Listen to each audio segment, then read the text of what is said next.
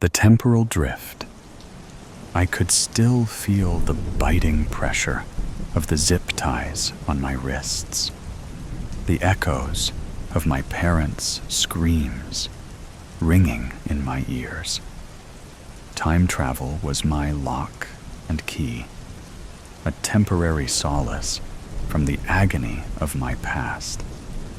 But now, it felt like something more, a last-ditch effort to preserve my soul, to outrun the ghosts of my mistakes. I had never imagined that a time travel discovery, once a triumph, would come to haunt me. But there it was. George Walsh had entered my life under the guise of advancing my discovery, only to destroy the very essence of my work. Our captors, a part of international security for global government, wanted nothing more than to exploit my discovery for their own gain. Revenge was the one thing I craved, the one thing that consumed me completely. It was an equation, a system of cause and effect I could almost predict. George Walsh had taken everything from me. My parents, murdered my work, destroyed my life in fragments of emotional turmoil. He deserved to vanish from existence. And in the stillness of my heart, I felt more certain that I could make that happen and get away with it. But I was no longer the same person I had been months ago. I was someone different, someone capable of far darker things than I had ever realized. And that terrified me. I felt weight of the pocket watch in my hand like a leaden anchor, pulling me deeper into the darkness. Memories of my parents' screams echoed faintly in my mind, but I knew that if I let them take control, they would destroy me. The time travel device had given me power, yes, but power was a dangerous thing. As a physicist, I understood the delicate balance of energy and entropy. I knew that any small disturbance could lead to catastrophic consequences. Reality itself bending and breaking in ways I could not control. Emotions were overpowering my logic. Revenge was tempting, seductive even. It was a persistent force, creeping into my thoughts, pulling me back into the past, into the moments of pain and loss. It was intoxicating. I could almost taste it, feel it running through my veins. If I allowed it to consume me, I'd be no better than the very people I sought to destroy.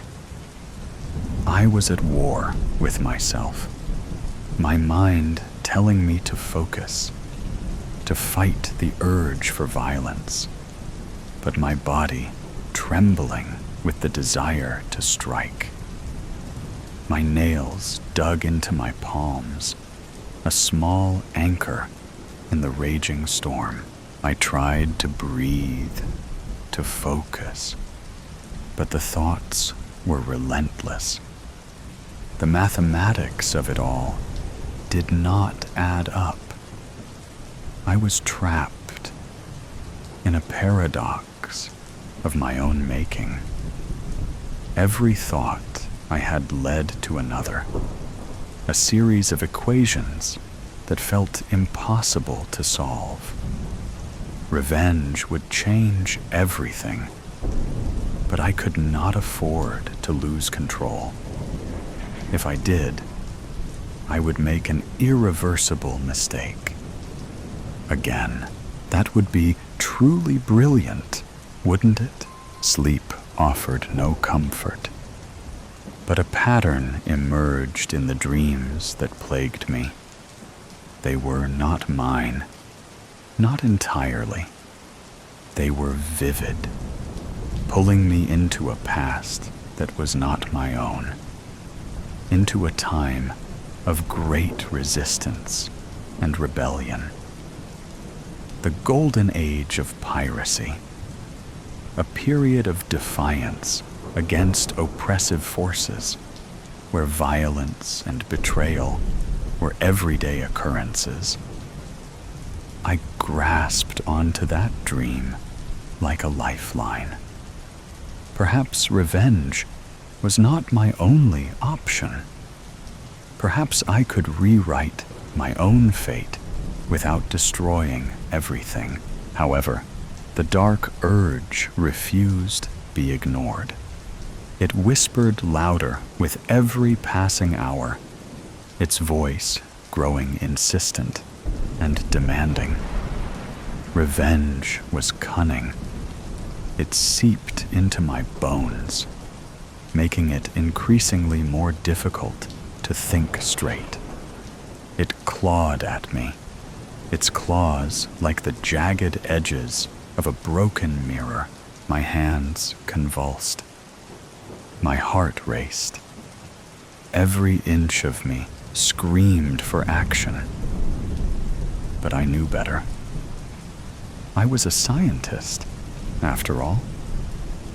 I understood systems, the way one small change could ripple outward and cause unintended consequences. Revenge was an unstable reaction. It would explode, and I would lose myself in the process. But I could not stop the storm inside of me. Time travel had never been attempted before. No one had ever successfully crossed the threshold between ages, and yet here I was, stuck in limbo, in a place where the boundaries of time blurred and twisted. I should have been focused, should have been calculating every detail of my destination, but instead, my mind was adrift. It was as if the chaos inside me had spilled into the very fabric of time itself, distorting my path. And then, just as the chaos threatened to take over, I felt it. A cold, icy hand of dissonance. It was me, or at least a version of me that I no longer recognized. This version of me was lost in the darkness, a person forged by pain and revenge, someone I was terrified of becoming. It was as if my own fear gripped my heart, pulling me away from the edge of destruction. I closed my eyes, fighting for control. I couldn't think clearly. The rage was suffocating, like a fear that threatened to consume me whole. I tried to remember what I knew about systems. Could I control the chaos? I thought of thermodynamics, of entropy, and the second law, that everything tended toward disorder. Was this my own collapse? Was I simply a part of a greater, inevitable breakdown? I clutched the pocket watch, the mechanism cold against my skin. The ticking, once a comforting sound, now felt like the ticking of a bomb. Time was slipping away, but I had to make my choice. The past was a tangled mess, and if I tried to correct it, if I tried to rewrite it, I might undo everything I had worked for. But revenge was too tempting. It pressed against me, a living, breathing thing. I could not escape it. It was inside me. And yet, there was something else. Hope. Hope had always been so distant, something I hadn't allowed myself to believe in for so long. But in that moment, in that fractured, chaotic space, I grasped it with my fingertips. It was a lifeline, pulling me away from the precipice of vengeance. For the first time in what felt like an eternity, I allowed myself to hold on to that warmth, a flicker of it, faint but undeniable. Could it really be there, in the darkest recesses of my mind? I closed my eyes, listening to my breath, steadying myself. The time travel device was my escape, but it could also serve to be my salvation. I didn't have to destroy everything to fix my mistakes. I could choose a different path, one that didn't lead to annihilation. The warm glow of hope began to spread from my fingertips, a tiny spark that grew with each breath I took. The darkness that had been clawing at me started to retreat, fading like a bad dream. The rage that had been consuming me felt distant now, as if it no longer had a hold on me. I focused on the past, on the golden age of piracy, a time where resistance thrived, not for vengeance, but for something greater, freedom.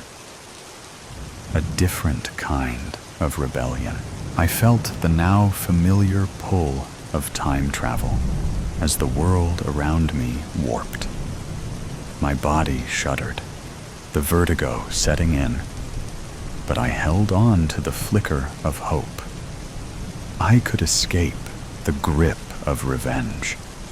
I could escape my fate and choose something else. The darkness around me deepened, but this time I was not afraid. The weight of my decision was immense, but the warmth of hope anchored me. The past was waiting, but this time I was not running toward destruction. I was running toward a new future, the Odyssey.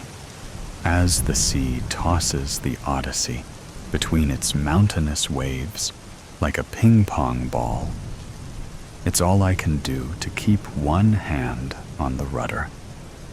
She's in bad shape, and I'm not much better. Ugly, purple-blue bruises stain my arms and sides from the amount of times I've been thrown against the edge of the boat, with wind stinging me with its spiteful embrace, and rain blurring my vision like tears. I can hardly see a foot in front of me. Although it wouldn't be much if I could, the whole ocean from the waves ahead, the Odyssey to the horizon, is frothed up in a frenzy of movement, and everything looks the same. Another wave crashes against the side of the boat, and she tips sideways. My legs slip out from under me. I'm hanging, arms stretched high over my head as I hold on to the rudder. The Odyssey is almost still, stuck in the uncertain midpoint between falling right way up or upside down. I clench my eyes shut, and breathe in deeply. My stomach clenches as I try to hold in the air I'll need when the boat gets overturned. The vicious wind assaulting my ears stops me from hearing the wave that turns us over. My head hits the deck. I lose my grip on the rudder. My senses flood with water. I try to keep a clear head without opening my eyes. Hopefully, the hundreds of storms I've been in before have adequately prepared me for this. It's what I think every time, but I never know until the storm has passed and I'm still alive. Under the surface, the current's still the same. It tosses me from one wave to another. I grope around for a handhold. I must know this deck enough to find one. But within the rage of the storm, I can't place my thoughts steadily enough to get a clear picture of the deck above water. And I plan to spend as little time as possible studying it from below. After what was probably minutes rather than hours, but was, in either case, too long, I managed to grip something. It's a kind of pole, thick, so that I have to use both hands to hold on. My lungs raise a tentative whine, a plea for my mouth to open. Not yet, I tell them. Previous storms have taught me I'll have to wait until the fury is over before I upturn my boat. In the meantime, I'll have to find my way onto the bottom of the vessel to catch a breath and try not to slip off until the storm has passed. I claw my way to the edge. My eyes are stinging from the exposure to salt water and from how tightly I'm clamping them together. There's a flame alight in my lungs, and I fight the urge to open my mouth for just 1 second to put the fire out. I grab the end of the keel and try to push myself up, but it's too wet and slippery to get a firm hold. The waves slap me against the boat. My mouth opens involuntarily to groan in pain, and I clamp it shut. Too early or too late. Water has managed to creep inside my mouth, but air hasn't, clinging desperately to the edge of the keel. I wrap my legs around the rope that's always coiled on the end of the deck, not daring to open my eyes. I clench my knees together and try to pull the rope up to me. It slips. I only just catch it with my feet. Suppressing a yelp, I force myself to remain calm. Panicking could make me drown. Trying a different tactic, I use my boots to spread the rope out. I have to let go of the keel with one hand so I can hold it. I hesitate, then shake the reluctance out of my head. Indecision could make me drown too. My lungs burn as if they're packed with ice. My left hand slips, and I take the opportunity to grasp the rope. Pulling it upwards, I grab the keel again, this time holding the rope between 2 fingers. A lull in the waves lets me take a shaky breath, just enough to keep me going. I try again with my right hand. Letting go of the keel, I grip the rope between two fingers. I fiddle with it until I've got a good grip. Then pull my hand up to grasp the keel again. This is always the hardest part. So far, I've always managed it. But there's a first time for everything. If this doesn't work, I'm dead. I can't help the thought. I shove it away, recalling the face of my wife and daughter. I need to live, at least for them.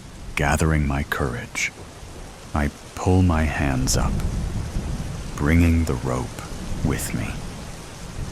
It goes taut, and I stop myself, breathing a sigh of relief. It would only waste breath. Tugging the rope upwards, I haul myself onto the bottom of the Odyssey and allow myself a breath. My lungs are still burning, but it's bearable for now. Only one more job. Taking a deep breath, I lay on my front and force my head underwater. I don't waste time tying a double anchor bend around the closest rail of my boat. Finishing it, I drag my head out of the water and quickly tie the other end of rope around my waist in a bowline knot. I pull myself back out of the water and treat myself to a well-earned breath. A few drops of salt water splash past my open lips, but at least I'm not drowning anymore, lying uncomfortably on my front. I stretch my arms and legs out to improve balance. I can feel my face turning red from being pressed against the keel, so I turn it sideways. One eye is too squashed to open. The other is squinted for maximum balance of sight and clarity, given the waves that continue to assault me until the storm passes. I'm stuck like this. Afterwards, I can safely overturn the Odyssey.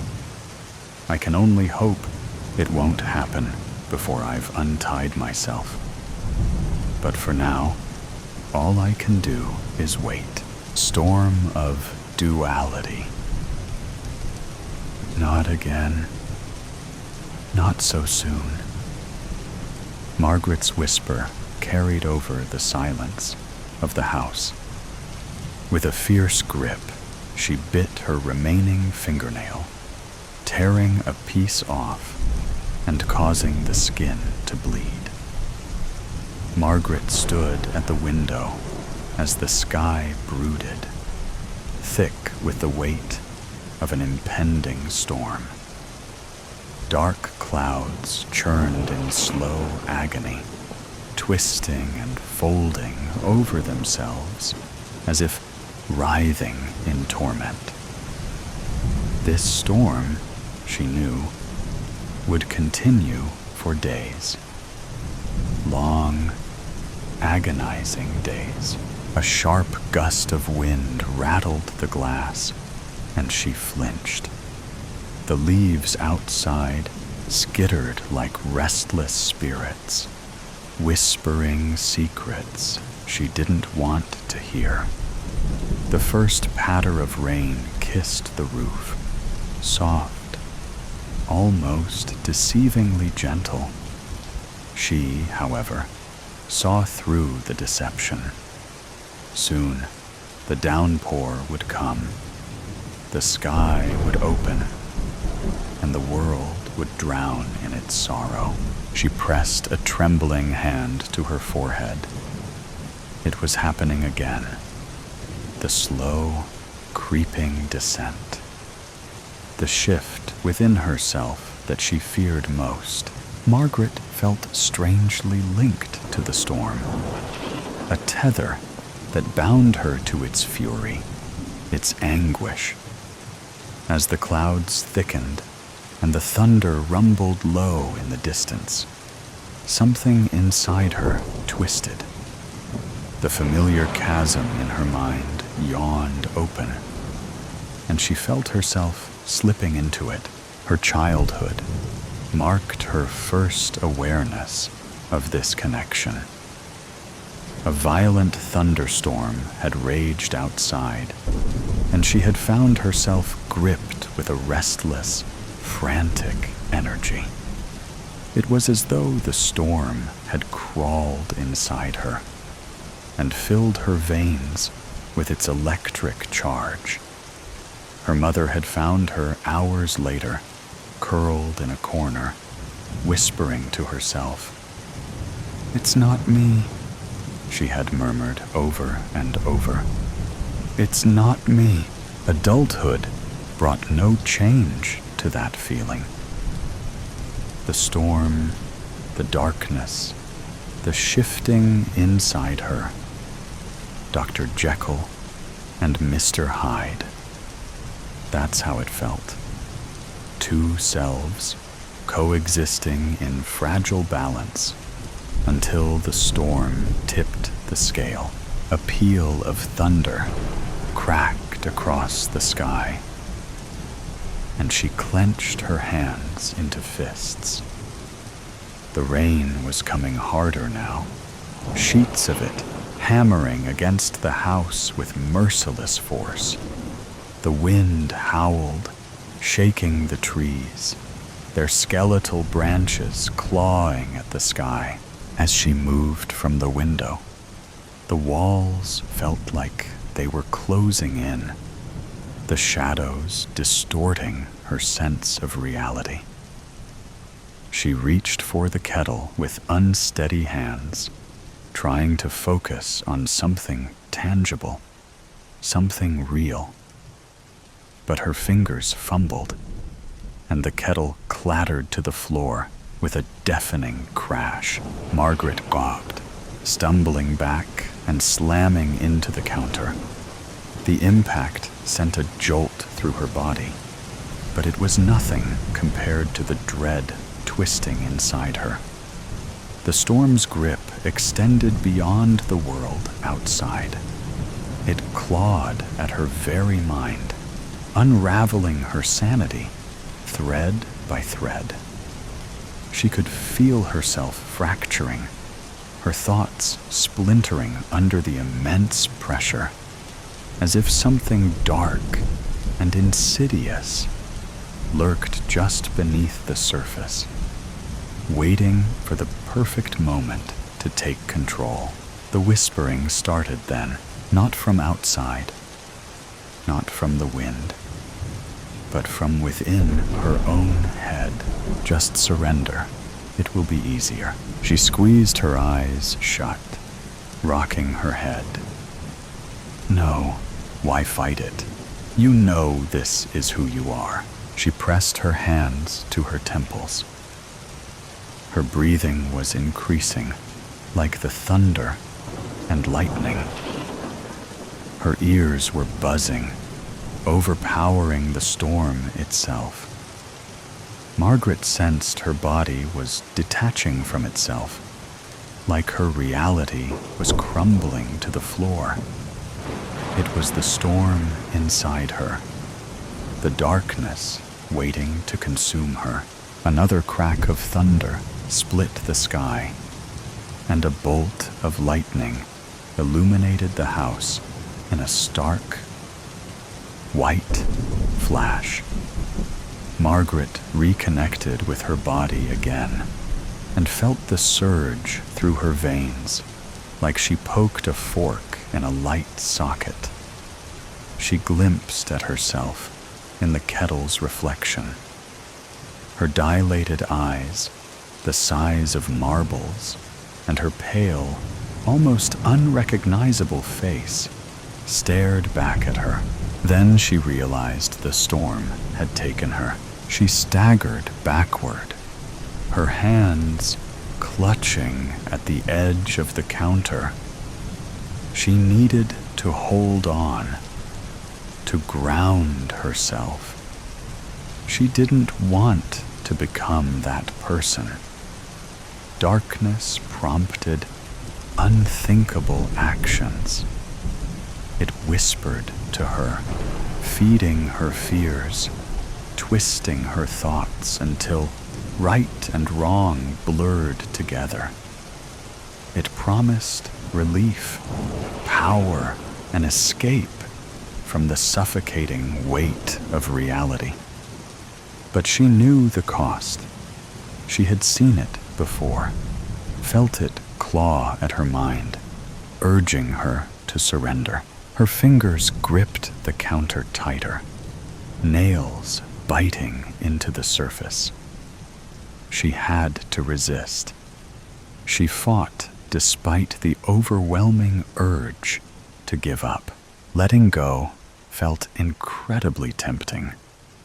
To release pent-up emotion, to embody the storm's will. She could feel the power coiling in her chest, raw and untamed. Another roar of thunder, another crash of rain.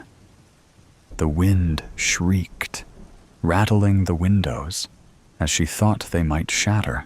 Margaret let out a strangled sob. "Please, stop." But storms don't listen. Their anger is unrestrained, and they destroy. Tears burned fiery trails down her cheeks. She staggered forward, pressing her forehead to the cool glass of the window. The rain distorted the world outside, turning everything into an indistinct blur. Just like her mind, she had to hold on. She had to be strong and fight. With a trembling breath, she forced herself to move, to step away from the window.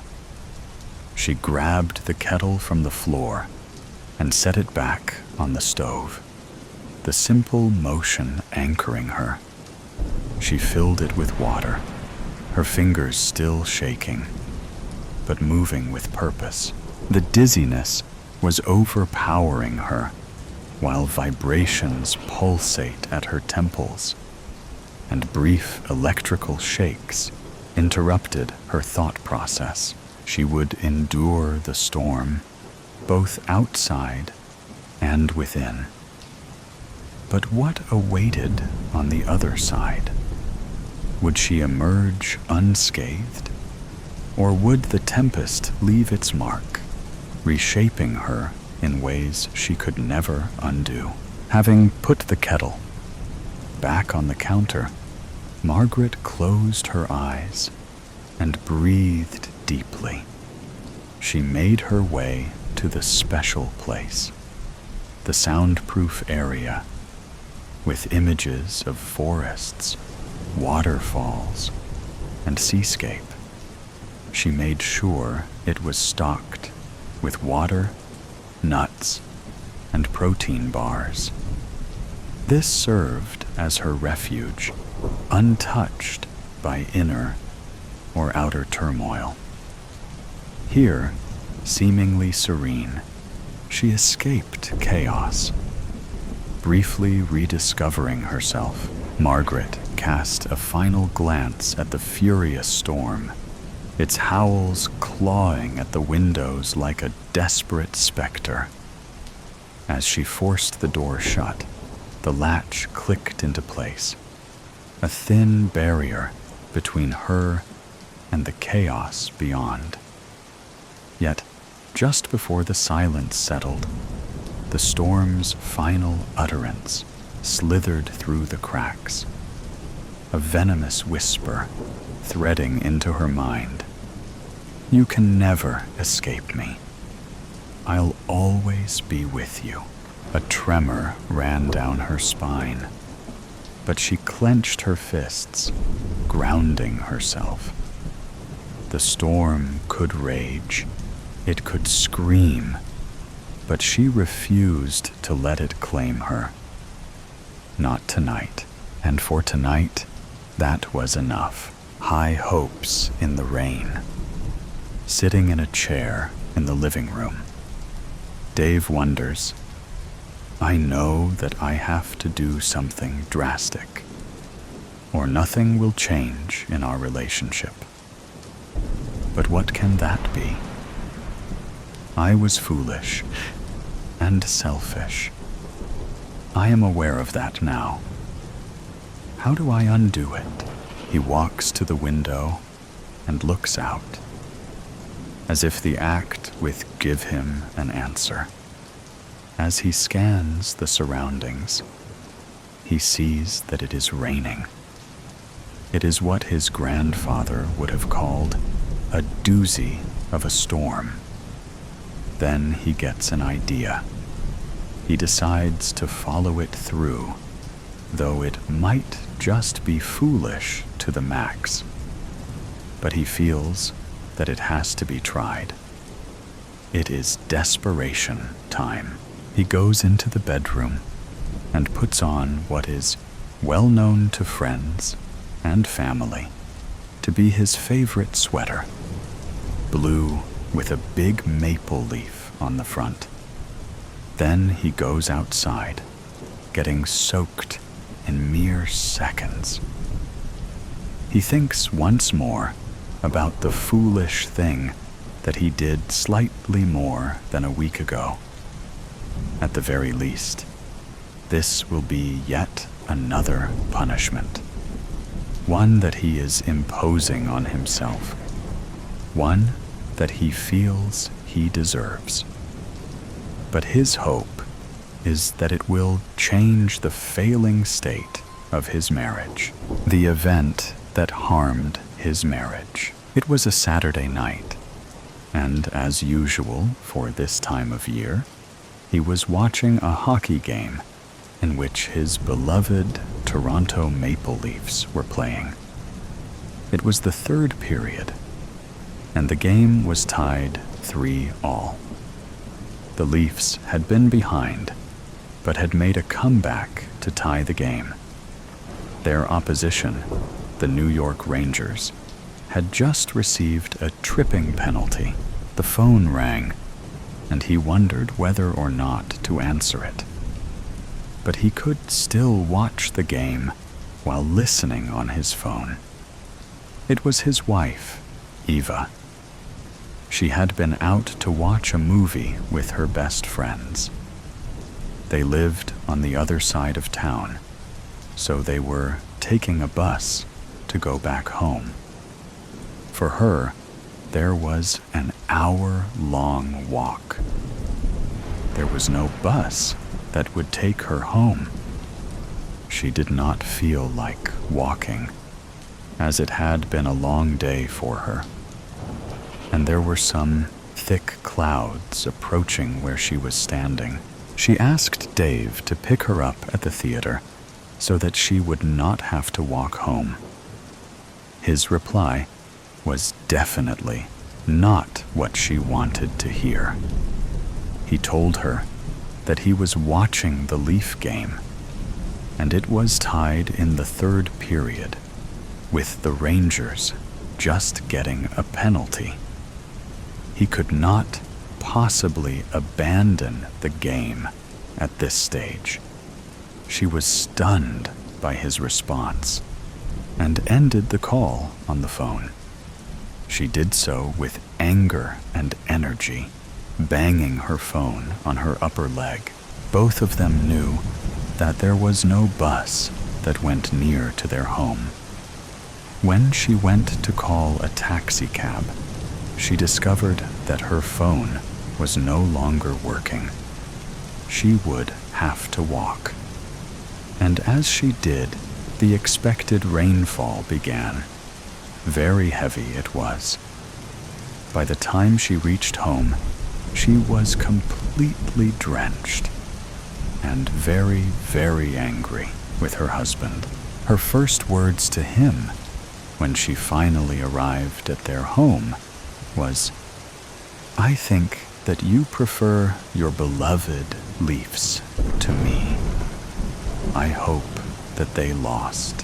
He was going to say that they won 4-3, something that he had jumped up and cheered about at the time, but was astute enough not to do so. When he looked at her drenched person and angry face, he knew that he was in deep trouble.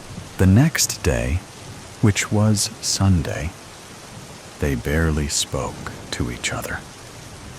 And when dinner time rolled around, and he asked her whether they might go out to have dinner in a local place that they both liked, her only reply was, "I guess there was no Leafs game tonight, or you would not have asked me.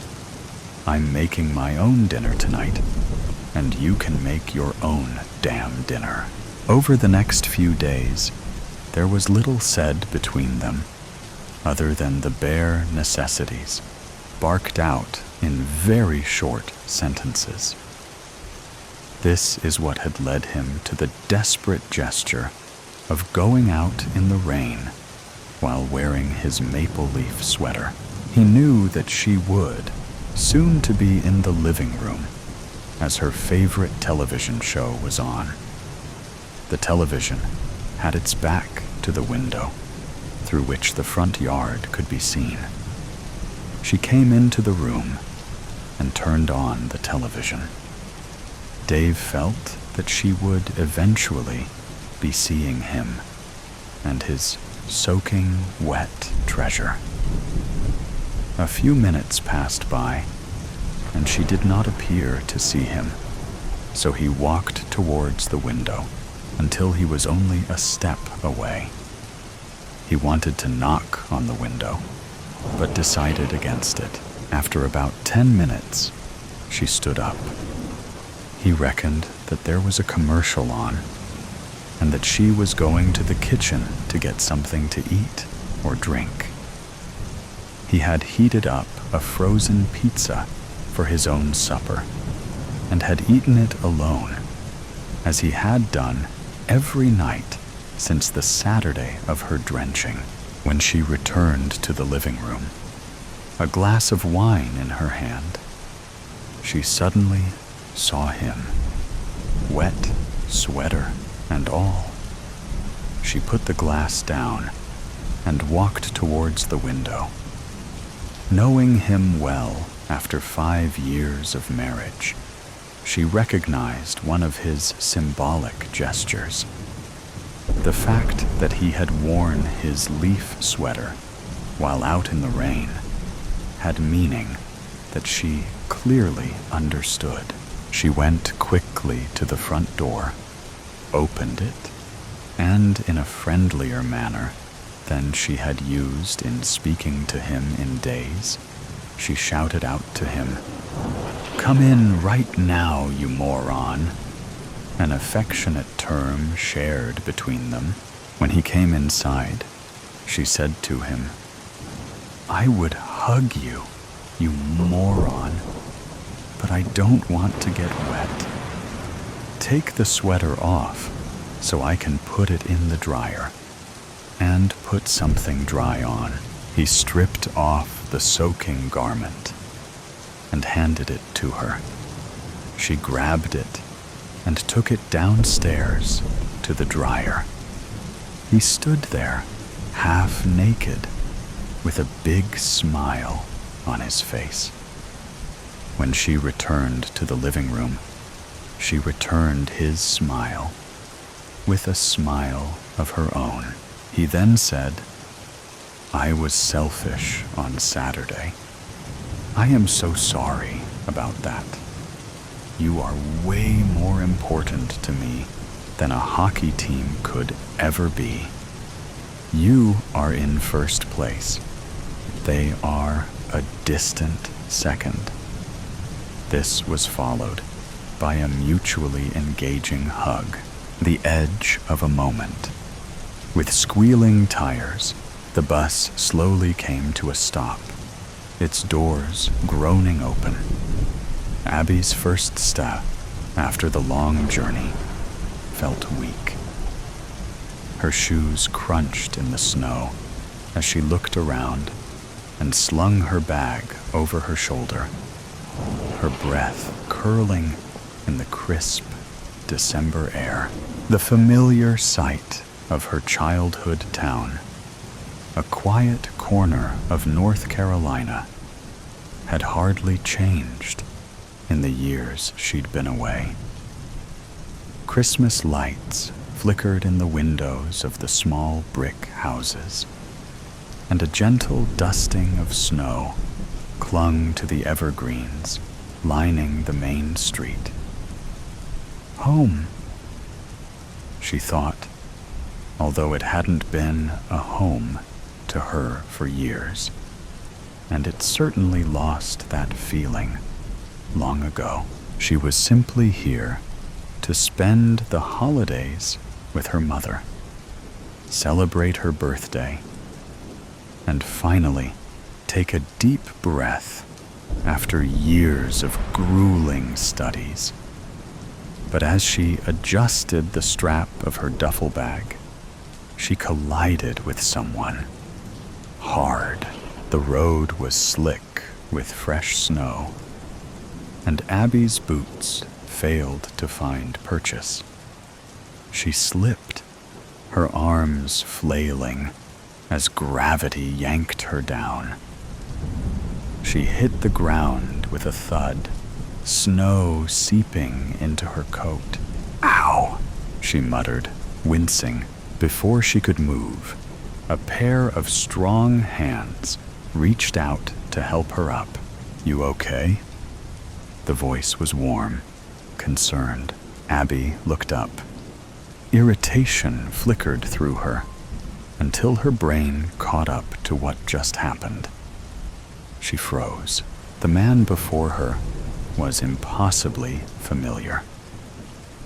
His sharp blue eyes, the dimple in his cheek as he frowned. It was as if she were staring at one of the few old photographs she kept of her father. Luke, a man she never knew. Her father who left her and her mom so soon after Abby was born. It couldn't be. This man looked no older than 30. Her father, if he were alive, would be nearing 60. "Are you okay?" the man asked again, still with a firm grip on her shoulders, as if she might collapse again if he let go. Abby struggled to find words. I think so. Let me get you a coffee. That'll help." Unable to object, and with her thoughts spinning, she found herself following him into a small coffee shop she didn't recognize. Was this new? Had she just never noticed it before? The place had an old-fashioned charm, with a jukebox humming softly in the corner, and a menu written in looping cursive script. "Hi, Luke. What can I get you today?" The girl behind the counter smiled warmly. He ordered 2 cups of steaming black coffee, while Abby sat down at a small table by the big window. She looked outside at the snow-dusted street, the glowing Christmas decorations, the town she knew so well. Yet something felt different, familiar, but not quite right. "I'm Luke, by the way," the man introduced himself as he set the cups down. Yes, she heard that, but she wasn't processing it. Abby's stomach twisted. "I'm Abby." "That's a pretty name. Are you from here, Abby? Or just visiting?" The small talk, momentarily distracted her from the gnawing sense of unease. A little bit of both, I guess. I was born here, but moved away when I went to college. He nodded, sipping his coffee. Abby studied his face. The only pictures she had of her dad were old and grainy. Not much to go on. But this man felt so eerily familiar. Maybe a long-lost brother? A cousin? Someone with an uncanny resemblance to her father? Maybe this was the reason her dad disappeared so suddenly after she was born. Maybe he was the reason. She cleared her throat, trying to form a coherent sentence. So, what about you? Are you from around here? Yeah, born and raised. And what do you do? Abby needed to know more. Nothing much to tell? I work odd jobs here and there, but I'm trying to find something more permanent. Maybe move to a bigger place next year. They each took another sip of coffee. Abby glanced around again. She didn't recognize the people in the cafe.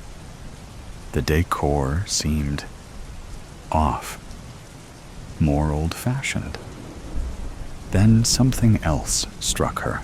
I don't recognize this place, she muttered, almost to herself. Luke heard her. Really? It's been here forever.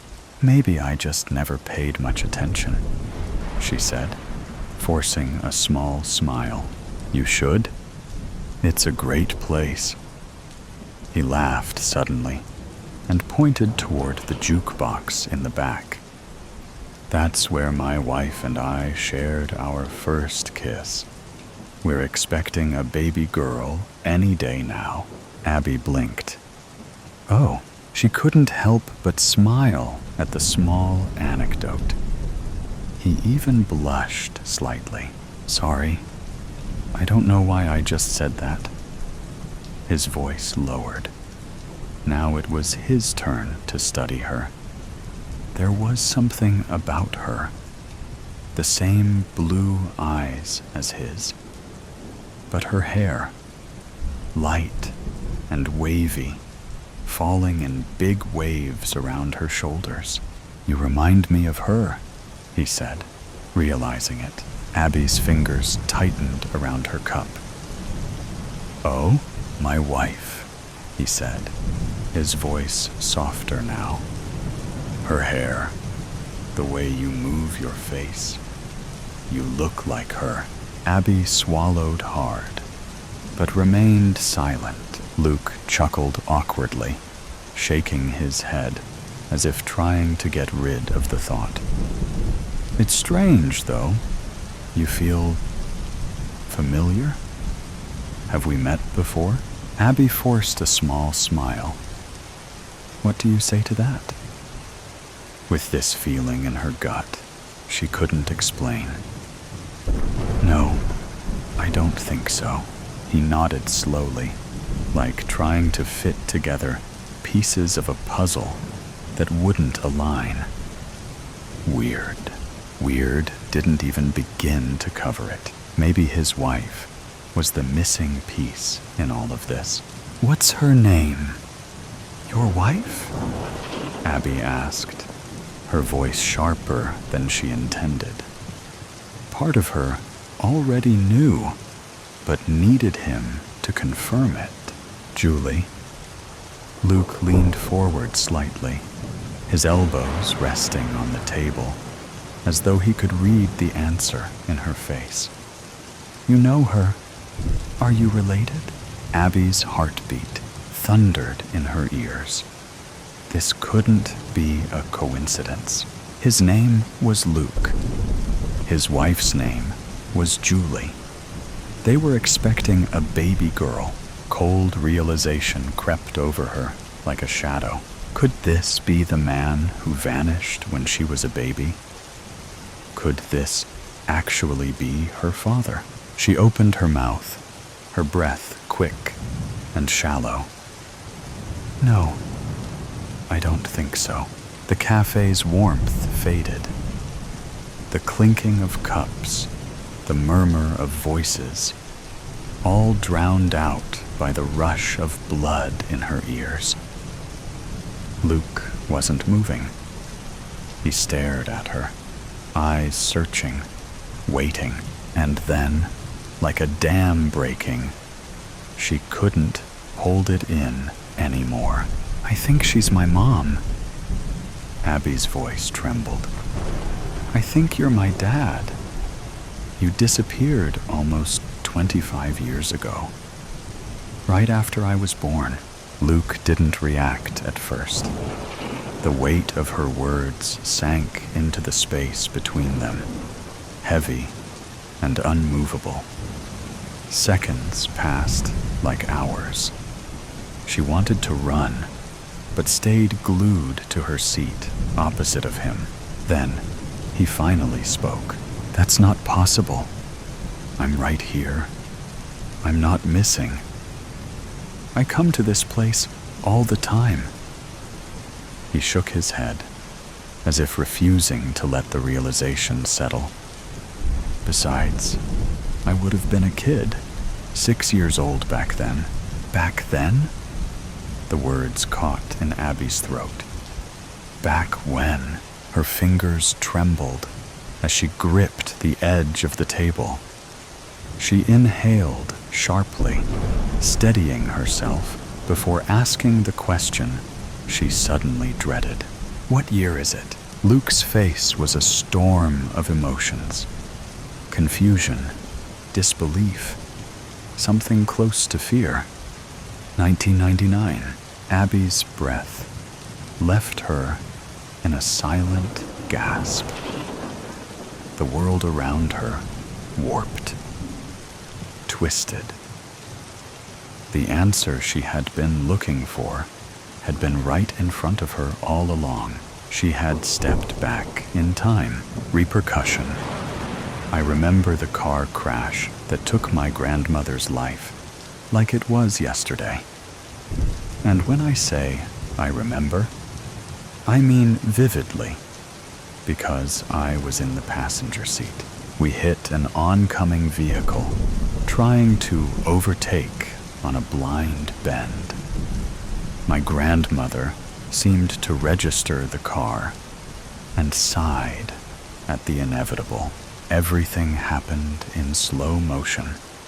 The sound of metal crushing, air whooshing past where it shouldn't.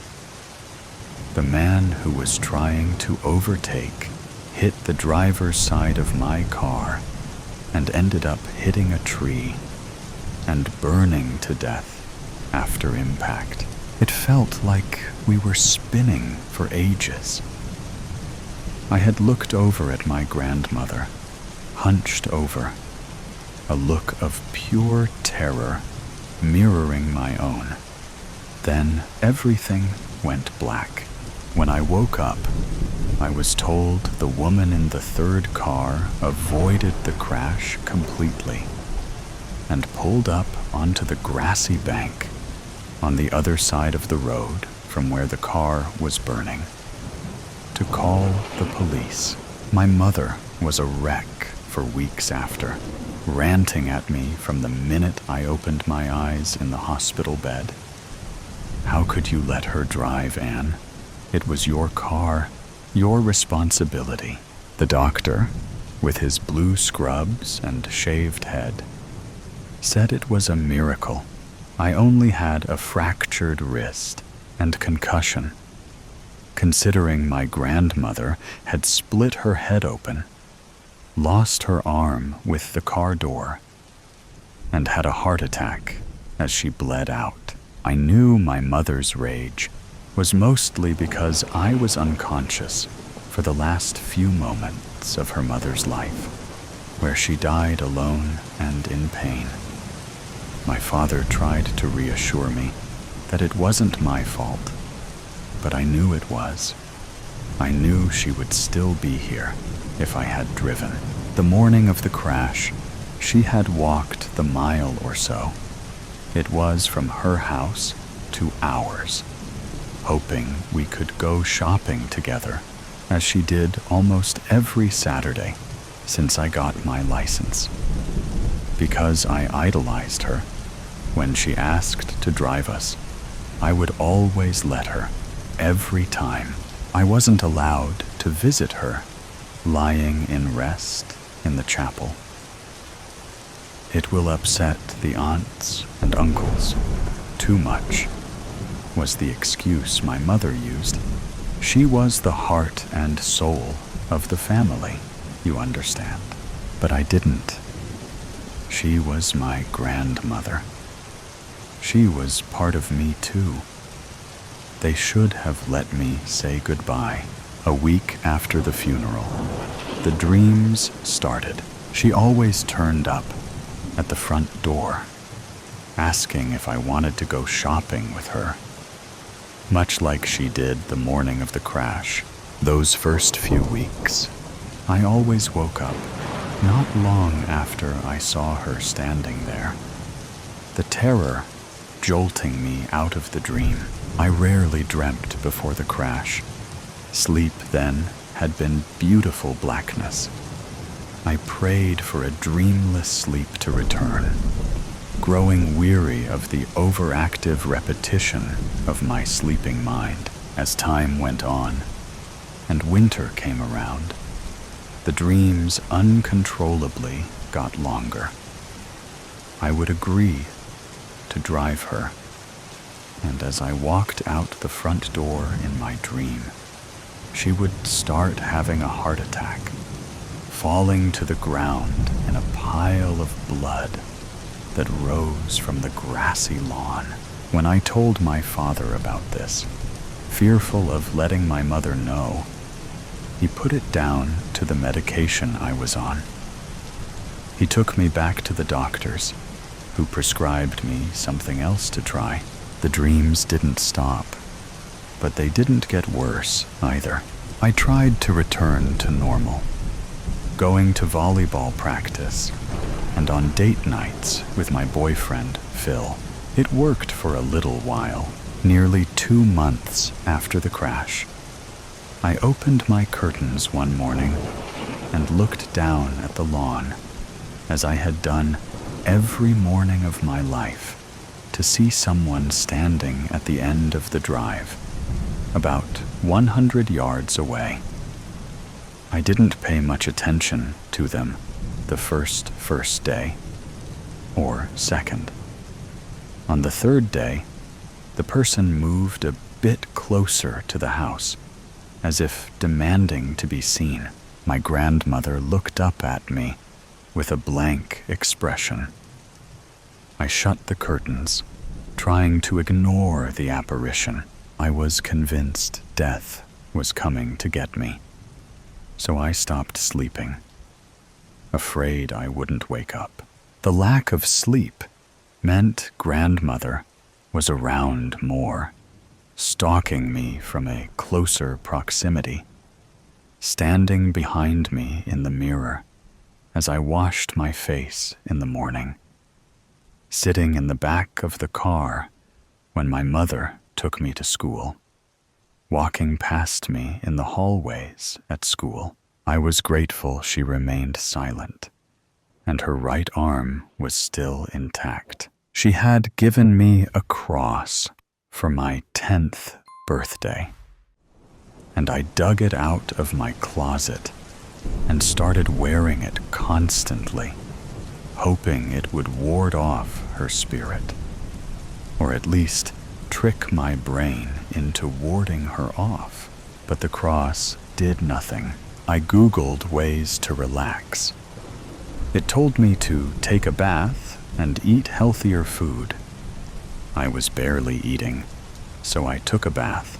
Everything was okay, until the bath water turned bright red like fresh blood, and I passed out from a mixture of fear and lack of food.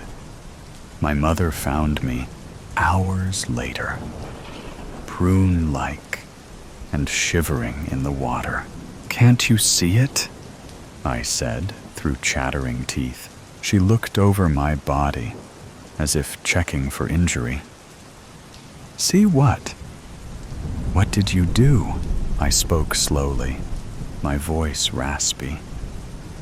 "The bath is filled with blood." My mother flinched, as though I had slapped her, then pulled the plug out and let the bath drain. Then she wrapped me in 3 towels and bundled me downstairs to sit in front of the fire, where I watched my grandmother's face dance behind the flames. One Saturday, at the height of my newfound insanity, as Phil was cooking us dinner in his family home, he called me by her name, Hazel. I got a head rush from the shock, and I closed my eyes for a few seconds while I waited for it to pass. When I opened my eyes again, my grandmother appeared in front of me, where I stood by the stove, smiling at me for the first time since she had appeared posthumously. I started screaming. Weeks of no sleep. Being haunted by your dead grandmother will eventually make you lose your mind. Phil couldn't calm me down and ended up calling my parents to come and get me. No one else could see her standing there smiling, her mouth twisted more to the right than I remembered. Her eyes followed me wherever I went in the room, but she remained in place.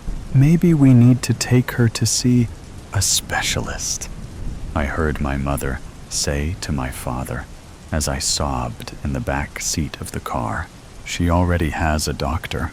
There's something not right about her. Not anymore.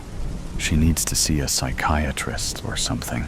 But the specialist, who prescribed me even more pills, told me repeatedly that at 17, I wasn't seeing my dead grandmother. "You just have clinical exhaustion. You'll be fine." That night, I took the new pills I had been given to put me to sleep, only to be woken up by the feeling of hands around my neck, crushing my windpipe. I opened my eyes to see my grandmother standing over me as I lay in bed, unable to move. "What a shame," my grandmother hissed, her voice deep and not at all the sweet, sing-song voice she had in life. I needed her to stop haunting me. Tears streamed down my cheeks as I fought to get the words out. "I would do anything to trade places with you. Anything." Her mouth pulled up slowly on the right side. "Anything?" I was gasping in the dark. No, not gasping. Choking. Choking on something in my throat. A snake crawled into my mouth and was snaking its way to my stomach. I could feel my lips around its slimy body. "She's awake," I heard my mother say. Couldn't she see I was being suffocated? I peeled back my dry eyelids as the snake started to move, feeling a lot like this was the end. Especially when I was met with blinding light, blinking until the room came into focus. To first see the doctor with his shaved head, who was pulling a tube out of my mouth. Then I noticed my mother to the right of me, standing up next to the bed. Father sat beside her. Furthest away from me was my grandmother, standing in the doorway, her lips taut in a wry smile. I was going to be sick. It's okay, Anne. It's okay. My mother began, stroking my hair as soon as the doctor was finished. You were in an accident, but you're okay. This wasn't happening. Or rather, this had already happened, hadn't it? I went to wipe my tears away with my right hand, but for some reason, I couldn't move it. Grandmother still stood in the doorway, now expressionless. I tried to see what was trapping my right arm, but I couldn't see anything for the sheet covering me. You were in a car crash, darling. But my mother couldn't continue, breaking into sobs. I tried to say, "What?" But it came out all muffled and wrong. My tongue, somehow, too big for my mouth. My father was shaking his head. You were in a car crash, Anne, Grandmother said. Her voice that had evaded me for weeks was frail and dry. The impact tore your right arm off. No, this wasn't happening. I was shaking my head frantically. The doctor was concerned with my heart rate and hyperventilation, injecting me with something that made the world go fuzzy.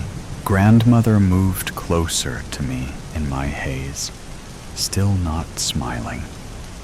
She seemed to be talking to my parents about something, but I couldn't hear them. The drugs were too powerful. Reality eventually slipped away, and I fell into a dreamless sleep for once. When I woke up, I opened my eyes to my dimly lit bedroom at home, looking exactly as it had on the morning of the crash. My heart was pounding in my chest. I kept telling myself it was a dream. It was all just a dream. The crash, the hospital, everything. But I was too scared to move, for fear I discovered my right arm was missing. Stormy night. Eli Carter stood in the middle of Elm Street, rain pouring down like God's own wrath, drenching him to the bone. The water hit the pavement so hard it bounced. A million tiny suicides leaping from the sky, only to splatter and die. The street lights flickered, their weak yellow halos barely piercing the downpour. His shoes squelched with each step, and his breath came in tight little gasps. He didn't know how long he'd been standing there. Minutes? Hours? A lifetime? He had no memory of how he got here. A second ago, or maybe an eternity, he had been in bed, tangled in sheets damp with sweat, the weight of a dream pressing down on him like a lead blanket, a dream of movement, of running. Endless hallways stretched before him, impossibly long, bending at angles that didn't make sense. The walls, lined with doors, slammed shut behind him, one by one, not by his doing, but by something unseen, something chasing, something that wanted him. Each door he passed felt like a choice he had already failed to make. Each slammed door, a lost opportunity. His breath had come in gasps. His legs ached from running. But the hallways never ended.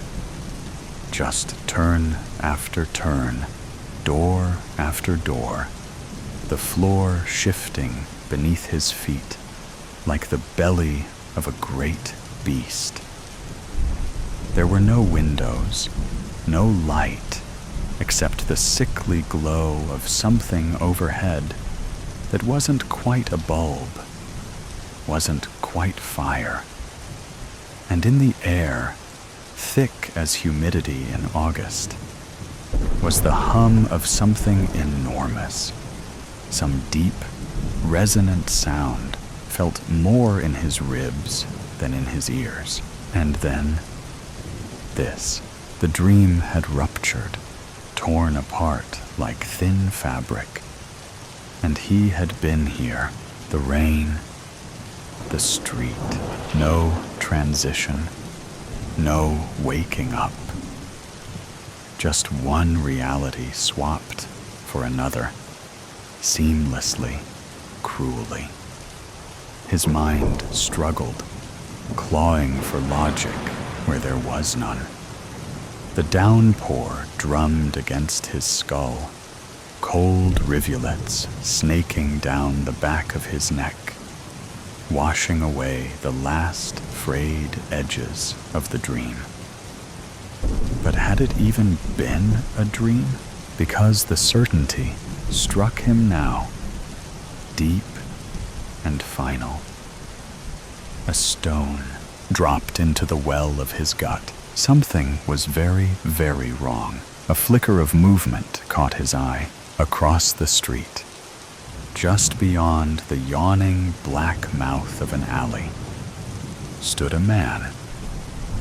He was tall and thin, dressed in a suit too old-fashioned to be modern, but too crisp to be antique. His face was long, almost horse-like, but his eyes were holes, not black pits, not deep shadows, holes, like someone had taken an ice cream scoop to his face and dug them clean out. Eli took a step back. The man took a step forward. A chuckle floated through the rain, thin and reedy, like laughter being played backward on an old cassette tape. Eli turned and ran. The city around him twisted as he moved, as if reality itself were coming undone, unraveling thread by thread. The buildings groaned, their bones creaking, their very foundations shifting beneath his frantic steps. They leaned in, warping like softened candle wax left too close to a flame, their brick faces drooping, sagging, watching. Windows blinked, slow, reptilian, sluggishly adjusting their focus. Black pupils contracting and expanding, as if deciding whether to acknowledge him or swallow him whole.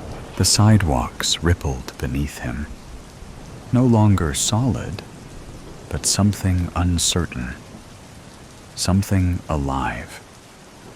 Each step sent out concentric rings through the puddles, distorting his reflection. His face melting, elongating, breaking apart into something unrecognizable.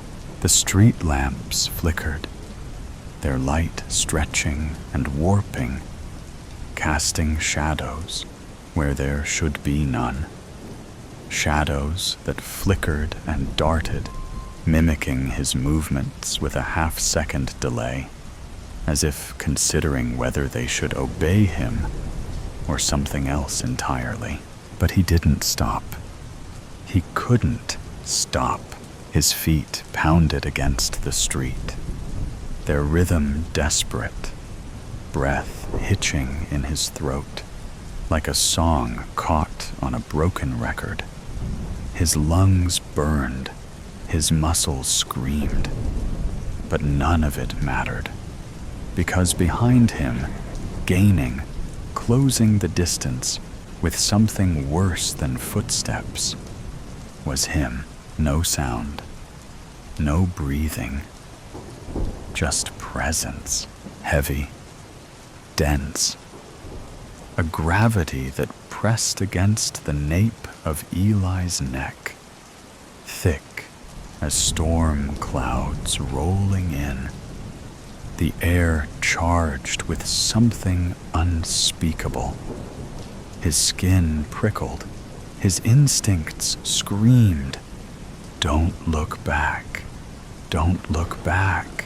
But something deep inside him, something ancient and terrified, already knew if he turned to see what followed, it would be the last thing he ever saw. He rounded a corner and slammed into something solid. A wall? No. A person. A woman. She was small, bird-like, with a sharp face and sharper eyes. Her raincoat was red, vivid, almost glowing against the gray world around them. She grabbed Eli by the shoulders, her fingers biting into his flesh like talons. "You need to wake up," she hissed. "I am awake." She shook her head. Not yet. A roar split the air behind him. Not a human sound. Not even an animal sound. A sound made of nightmare and hunger, of places that existed only in the deepest recesses of the brain. The places humans had long since forgotten how to fear. Eli turned. The man was closer now, his mouth stretching into an impossible grin, jagged teeth protruding like broken piano keys. The woman yanked Eli to the side, dragging him toward the nearest door. It wasn't there a second ago, but it was there now. A rusted metal thing, standing in the middle of the sidewalk, freestanding, no walls to frame it. She shoved it open and pulled him through. Everything flipped. Inside out. Upside down. Eli hit the ground hard, the breath leaving his lungs in a rush. He rolled onto his back, staring at the ceiling of his bedroom. The rain was gone. The city was gone. The woman gone. He was lying in his own bed, tangled in sweat-drenched sheets, the room bathed in the cold glow of his alarm clock. 3:47 a.m. A dream. Just a dream. He sat up, rubbing his face. His hands were shaking, fingers twitching like dying spiders. His throat was dry, a desert of cotton and dust. He needed water, something real, something solid to anchor himself. The lingering weight of the dream, or whatever it had been, clung to him like a second skin, sticky, suffocating. He swung his legs over the side of the bed and froze. His feet were wet, not damp, not dewy with sweat. Wet, like he had waded through a flooded street, like he had stepped barefoot into the mouth of a storm. His pajama pants clung to his calves, the fabric sodden and heavy, waterlogged with something that smelled faintly of earth and rot. The cold bled into his bones. Then he saw it, a tiny river of water, glistening in the dim glow of his bedside clock, winding its way across the floor like a snake slithering home. It led to the bedroom door. No, not just to the door. Through it. And there, stark against the pale wood, were muddy footprints. His footprints, Eli's breath hitched. His ribs felt too tight, his heart slamming against them like a frantic bird trapped in a cage. He reached out with a trembling hand and touched the sheets, sopping wet. The scent of rain clung to them, sharp and electric. The metallic tang of a storm that had no place inside his room. A storm that should not have followed him here. The air shifted behind him. The closet door creaked. The sound slow and deliberate, like a sigh from something old and waiting. The shadows inside it gaped, thick and hungry, and then, oh God, then from the darkness came a chuckle, thin, reedy, a sound that knew him, eaten up with indifference, eaten up with indifference. I wake to the sound of gnawing, or possibly the sensation of my leg being pulled. It's impossible to know exactly what stirs me, and I'm not even sure if waking is the right term anyway. Am I awake? I am lying on my back, looking up at a single strip light on an otherwise unsurprisingly white ceiling. There seems no possibility that I might move my eyes to see why my leg feels so odd. No more can I move any other part of my body, not even my tongue.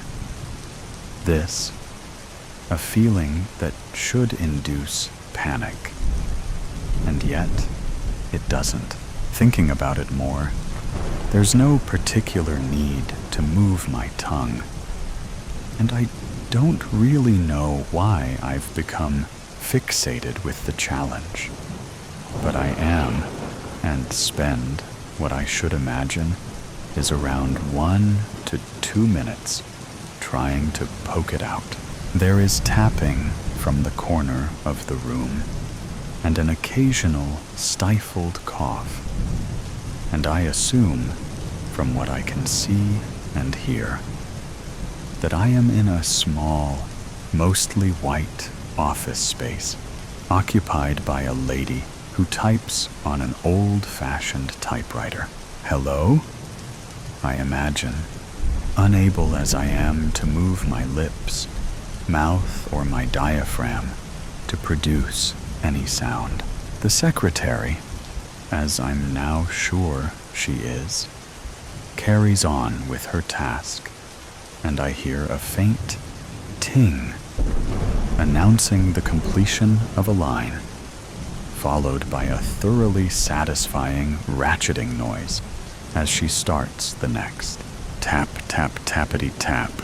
The pleasant sensation of being in a room with a hard-working, old-fashioned typist is marred a bit by the chewing, slobbering sound of whatever, or whoever, is gnawing my leg off. Oddly, it doesn't hurt being eaten, if that is what is happening. And I find it puzzling as to why I feel no pain. I make a monumental effort to object, but nothing at all happens. So I decide to stick with the peculiar feeling of relaxed easiness that is the sound of the diligent office assistant. Do you want tea, Derek? The gnawing stops, and my leg settles. Yes, that would be lovely, Diane. Derek sounds very much as if he might still have a large portion of my lower calf in his mouth. It seems I'm being consumed by another human. A human with a very out-of-date name. I hope he will stand up, pop into my eye line, so I can get a look at the fellow and try to communicate my displeasure at what he is presumably doing to me. Nothing happens as I try to move. Nothing at all, so I stop trying and lie still. There really is no other option open to me. The typewriter noises cease, and I hear the sounds of water filling a kettle. Ah, now that rings a bell. Yes, I am here to fix a dripping tap. Is the tap working now, Di? Derek says, confirming my recently revived memory. Seems fine. The plumber fixed the drip, and it turns off properly now. Apparently, I've done the job already. I do remember now. I hear water splash as she confirms her findings. But judging by the tugging sensation, Derek had lost interest and is back at his meal again. I am aggrieved at being referred to as the plumber, not because I'm not, or that I would prefer the use of my actual name, but more that I am being talked about as if I'm not present in the room. Well, Diana, that's not true. And it's actually rather rude to talk about me as if I'm not here. Hello, I'm here. I can't say. I conclude that the secretary is so used to her boss, if he is such, eating tradesmen, that she herself sees them as little more than snacks, like those sandwiches people buy from vans mid-morning. This brings me on to two further thoughts. Firstly, I should be hungry. I've not had my morning meal, and distinctly remember thinking that I would have something in the van once the tap was fixed. Secondly, Diana hasn't offered me a cup of tea. Both remembrances lead on to their own chain of smaller thoughts concerning the parking on yellow lines of my van, and the suspicion that Diana is deliberately ignoring me. The kettle boils to the accompaniment of that lovely crockery chinking sound and spoon in cup noise that make me wholeheartedly wish I too could have a nice cup of tea. It isn't thirst, possibly not even a desire to savor the taste. It is a need to be included as someone rather than something. The something being a meal. There you go, love. Thanks, Di. Lovely. I imagine the scene, having only their conversation to work with. Di handing a nice, hot mug of tea to Derek.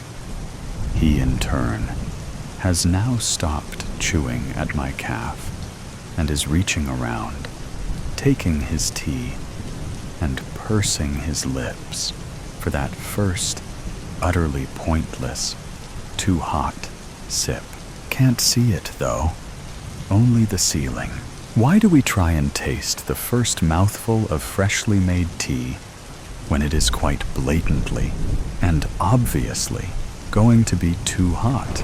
That is unanswerable and annoying that I have no opportunity to practice the futility myself. Oh, hot, shouts Derek. I feel my leg being pushed, though without sensation, presumably to make space for the cup. I am little more than a dish being nudged aside for the beverage, and I do find that particularly unkind. Being eaten is one thing. At least I am wanted and a part of things when that is happening. Unpleasant as it so horribly is, or at least should be. Why don't I mind? A chair scrapes, and the sound of something being unwrapped, followed by a commentary from the freshly seated Di. Lovely cheese and pickle. Derek doesn't feel the need to comment.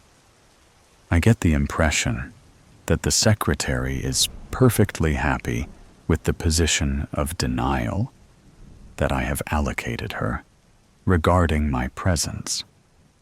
Otherwise, it doesn't make sense that she should be eating plowman sandwiches with crisps crunch, crunch in the same room as a man devouring another human. So Diana is in denial. Are the secretary's name and denial anagrams? I never was good at that sort of thing, and eventually give up with a vague feeling of a leftover E, but no certainty at all. Why isn't other stuff more prevalent in my head? The question of being unable to move, what it is that has happened to cause my current perilous predicament, and how might it end? I'm not really bothered, though.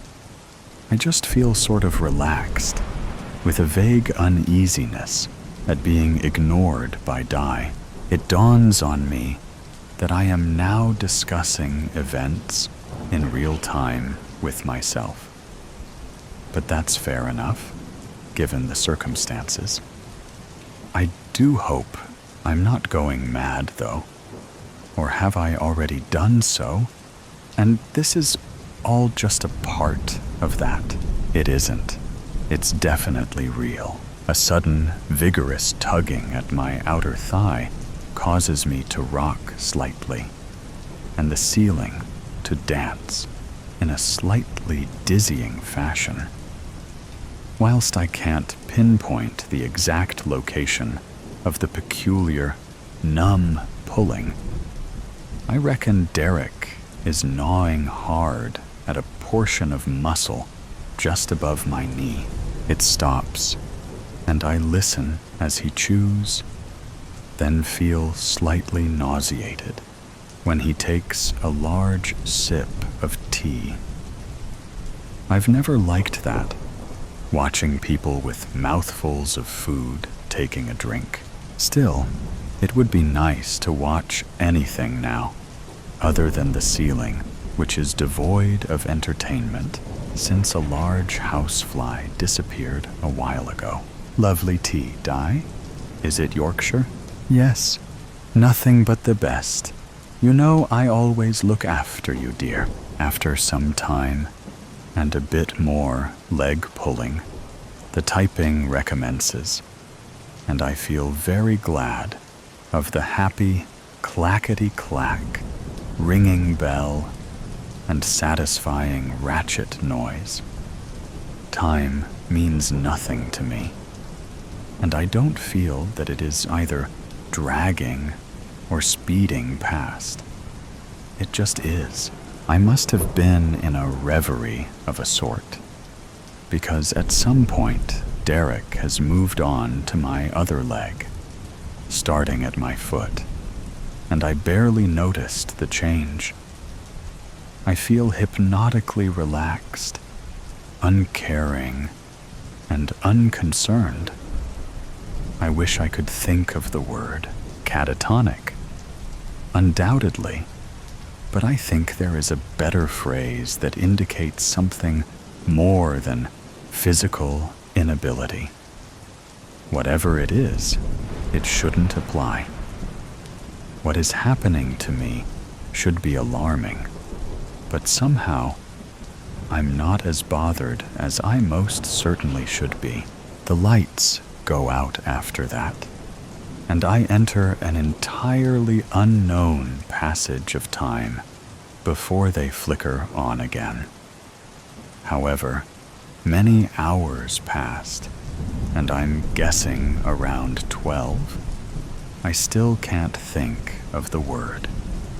It isn't euphoric, not at all. I hear someone taking their coat off, filling, and then switching on the kettle, and assume it to be Di, fortifying herself for another day at the office. I can't see anything but the ceiling and the fly, which has reappeared and is now as motionless as I am. It's Friday. There has only been one period of darkness since I arrived to sort out the tap on the Thursday morning. I must certainly have a ticket on my van by now, and know that my family are starting to wonder why I'm not home. But Mum won't be bothered. Not yet. He's probably stayed over at someone's after going to the pub. I imagine her saying to my father, who wouldn't have cared less, a bit like me, really. Still, I feel no emotion at all. Not about Mum, dumb, or even Nicole, who I am supposed to be taking for a curry tonight. Odd, that. Not worrying about my loved ones, but not as strange as the very slight but growing resentment that Diana is deliberately ignoring me. That feeling, the one of being irritated at being ignored, is actually the only strong one left. All others apparently crushed by that overwhelming lack of concern that still hasn't got a name. Derek's just arrived and has wasted no time at all tucking into my right upper thigh. He's barely spoken to his secretary and is actually paying me all his attention, even if only to consume my leg. As for Diana, surely she could at least have bent over and looked at me when she came in. Rude, that's what it is. But even this emotion is pretty subdued, and I forgive her once the happy tappity-tap, clackety-clack, dinging starts. It's all very soporific. Good word, that, but not the one I'm searching for. My mind wanders a bit as the day progresses. A day of ham and lettuce sandwiches for Di, and a large portion of my groin for her boss. I remember arriving on Thursday and finding the address of a run-of-the-mill Victorian terrace office with a brass plaque on the door.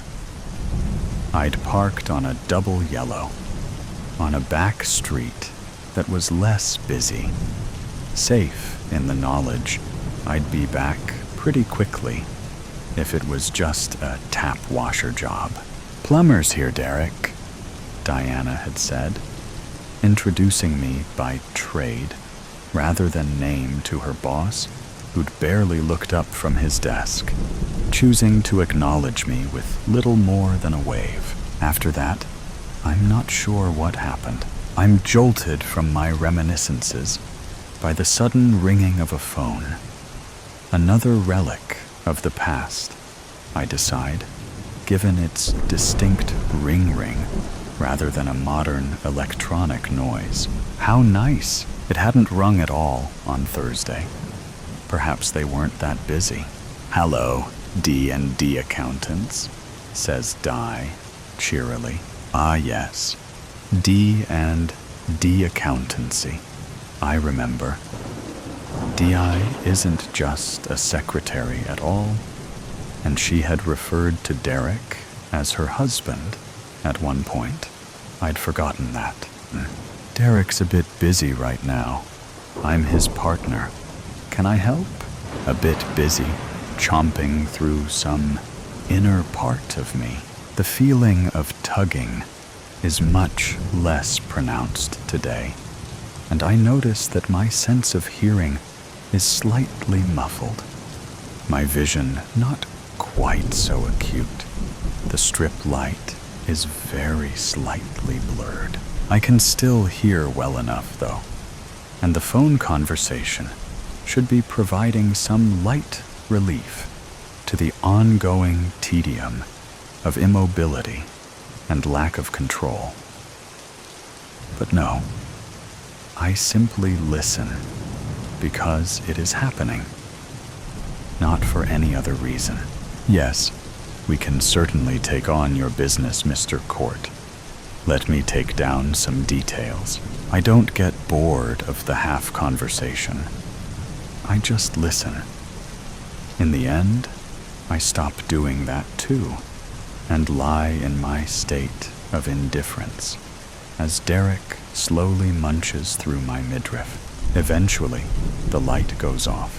Another amount of time passes, presumably an entire weekend. On Monday, it's more of the same. Clackety-clack and tuna salad on brown. The highlight of Monday, not that I measure events or grade them these days, is when Derek pulls violently on my left arm and I roll slightly to one side.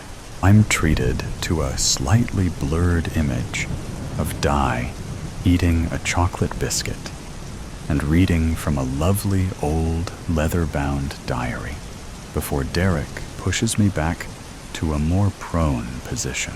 It dawns on me in that briefest of moments that Diana doesn't own a computer. I find that most peculiar, but decide not to dwell on it too long.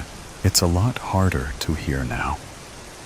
The phone rings twice, but I can't really hear the conversation. My sense of smell is still okay, and I recognized the metallic odor of what must be me. Alongside myself, I detect Di's perfume and the furniture wax polish that has been used on the beautiful antique oak and leather topped desk I recall being in the center of the office. I'm on that desk now, or at least some of me is. On Tuesday, there's a delivery. I can't really hear much now, and my vision is so poor that there is either darkness or light, little else. So I don't know who has rung the barely audible buzzer or what it is that Di had gone to the front door to collect. Tappity-tap, but only just. I miss the ratchet sound and barely hear the ding. A week has passed, more or less. I realize that there is little more of me left than a head, and possibly a small bit of neck. Derek, it seems, is quite greedy. The very last thing I am aware of is the light flickering. On, off, on, off. It doesn't usually do that, having to date been a fairly decisive piece of electronics. A very muffled voice. Di, I think. Lights on the blink. We'd better call an electrician. Yes, I hear Derek mumble through a mouthful of something. I'm about ready. Clackety-clack, and one last ding. Apathy. That's the word I was looking for. I wake to the sound of gnawing. Or is it the sensation of someone or something pulling at me? In the confusing half-second that exists in that time between consciousness and otherwise, it is very difficult to know what's real and what isn't. Flight 24/7. It's strange how the most pivotal moments of our lives often begin in the most mundane places. For me, it's the cramped bathroom of Trans-Pacific Flight 1247, 35,000 feet above sea level, when the first tremor rips through the cabin. At this moment, I'm just another passenger with a spike of anxiety from the turbulence we just experienced, making the smart faucet in the bathroom require all of my focus, completely oblivious to the fact that fate has begun its countdown. Why does everything always come down to timing? 5 minutes earlier, and I would have been safely strapped into PODEC, connected to my assigned neural interface, already synced to the emergency protocols. The bathroom mirror catches my reflection as the cabin lights shift from institutional LED 2A to a pulsing amber hue. My heart stutters. I know that color.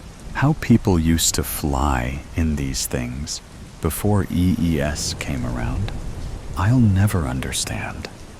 They were basically flying in an air-conditioned metal tub with wings. Everyone that flies on Trans-Pacific knows that color. Catastrophic system failure and the emergency evacuation system has begun. In the old days, this would have meant certain death. But in 2147, commercial aircrafts have evolved from their fragile predecessors. The Airbus Quantum Aeroline doesn't just fly. They adapt, transform, and when necessary, shed their parts like a snake shedding its skin. I lunge for the door. One of the only remaining places on board that doesn't have its own EES protocols. My fingers slipping on the handle, slick from the soapy water that just cleansed my skin of any dirt, germs, and other microorganisms that I collected while on board. My savior might be my demise, I say out loud to myself, spurring myself into hurried movements, wiping my hands down my shirt, hoping to gain more traction on the door handle. Fuck! I scream as the handle and door refuse to move. The status light begins blinking an infuriating red as the message, "Door locked for catastrophic system failure protocol," scrolls across the ticker above the door lock. What usually tells passengers which water closet is in use is now taunting me with my impending fate. The first automated announcement over the intercom sends ice racing through my veins. My lungs are straining against my rib cage as I try to calm my panicked breathing. Attention, passengers. CSFP number 7 has been initiated. Please remain in your seats, in your designated pod. Quantum separation will begin in 3 minutes. 3 minutes. The word echoes around in my head, like a ball bouncing through a pinball machine. Under normal circumstances, that would be plenty of time for the pods to detach cleanly, their individual gravitational fields engaging as they descended safely to the nearest emergency landing zone. But I'm not in my pod, trapped in my tin can coffin, in the one section of the plane designed to stay with the main hull, the section that goes down with the ship.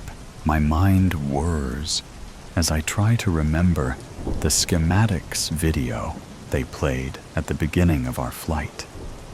The ones no one ever pays attention to because yada yada, remain in your pods and stay secured to your neural link for the most secure flight, yada yada. Trying not to think of how my sister had mocked me for even watching the video. You're such a germaphobe, I am sure you can make it one flight without washing your hands. It's only an hour-and-a-half flight, Nova, so she had drug my name out just to grate on my nerves. This bathroom is just between PRDRZ and PRDD. Only a sealed door and 20 feet separating me from my salvation. The neural link in my travel band is already buzzing frantically, trying to sync my pod. Another tremor, stronger this time. From the tiny crevice of a bathroom window, I catch a glimpse of PRDA silently detaching, its edges alight with blue-green fire as its gravitational field adjusts to the atmosphere around it. Beautiful, yet terrifying. 2 minutes until quantum separation. The second automated announcement sounds over the intercom. 2 minutes. Think. Think. Think. There has to be a way out of here. My fingers trace the door's edge, feeling for there. A manual release panel, disguised as a part of the trim. The kind of backup system engineers include, but never expect anyone to actually use. I dig my nails into the seam and pull. The panel snaps off with a crack that sends me stumbling backwards. Behind the handle is a simple mechanical lever, a startling piece of analog technology for this quantum aeroline. I pull it down, instinctually throwing my body against the door. It bursts open with a pneumatic gasp, nearly sending me sprawling onto the floor. When my feet hit the smart polymer floor, I send up a silent prayer of thanks. The material has already started transforming, preparing for atmospheric re-entry, its texture shifting from a sleek, aesthetic design feature to a practical, high-traction surface designed for an emergency. In the distance, I hear the hydraulic hiss of PRD beginning its separation from the mainframe. That's when I see it.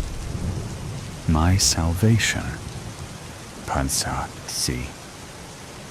I press my neural link band against Pudsey's access panel, desperately hoping it will override the security protocols. Each buzz from the band feels like a rock dropping in my stomach. It rejects me once, twice. The authentication failures flashing across the display screen in angry red letters. 1 minute until quantum separation. 1 minute until quantum separation. The automated announcement taunts me over and over again. Panicking, I run my fingers over the screen, looking for anything to try. When in doubt, restart right? The thought flits through my mind. I use my fingers to pry open the panel cover, revealing a simple, glowing red button.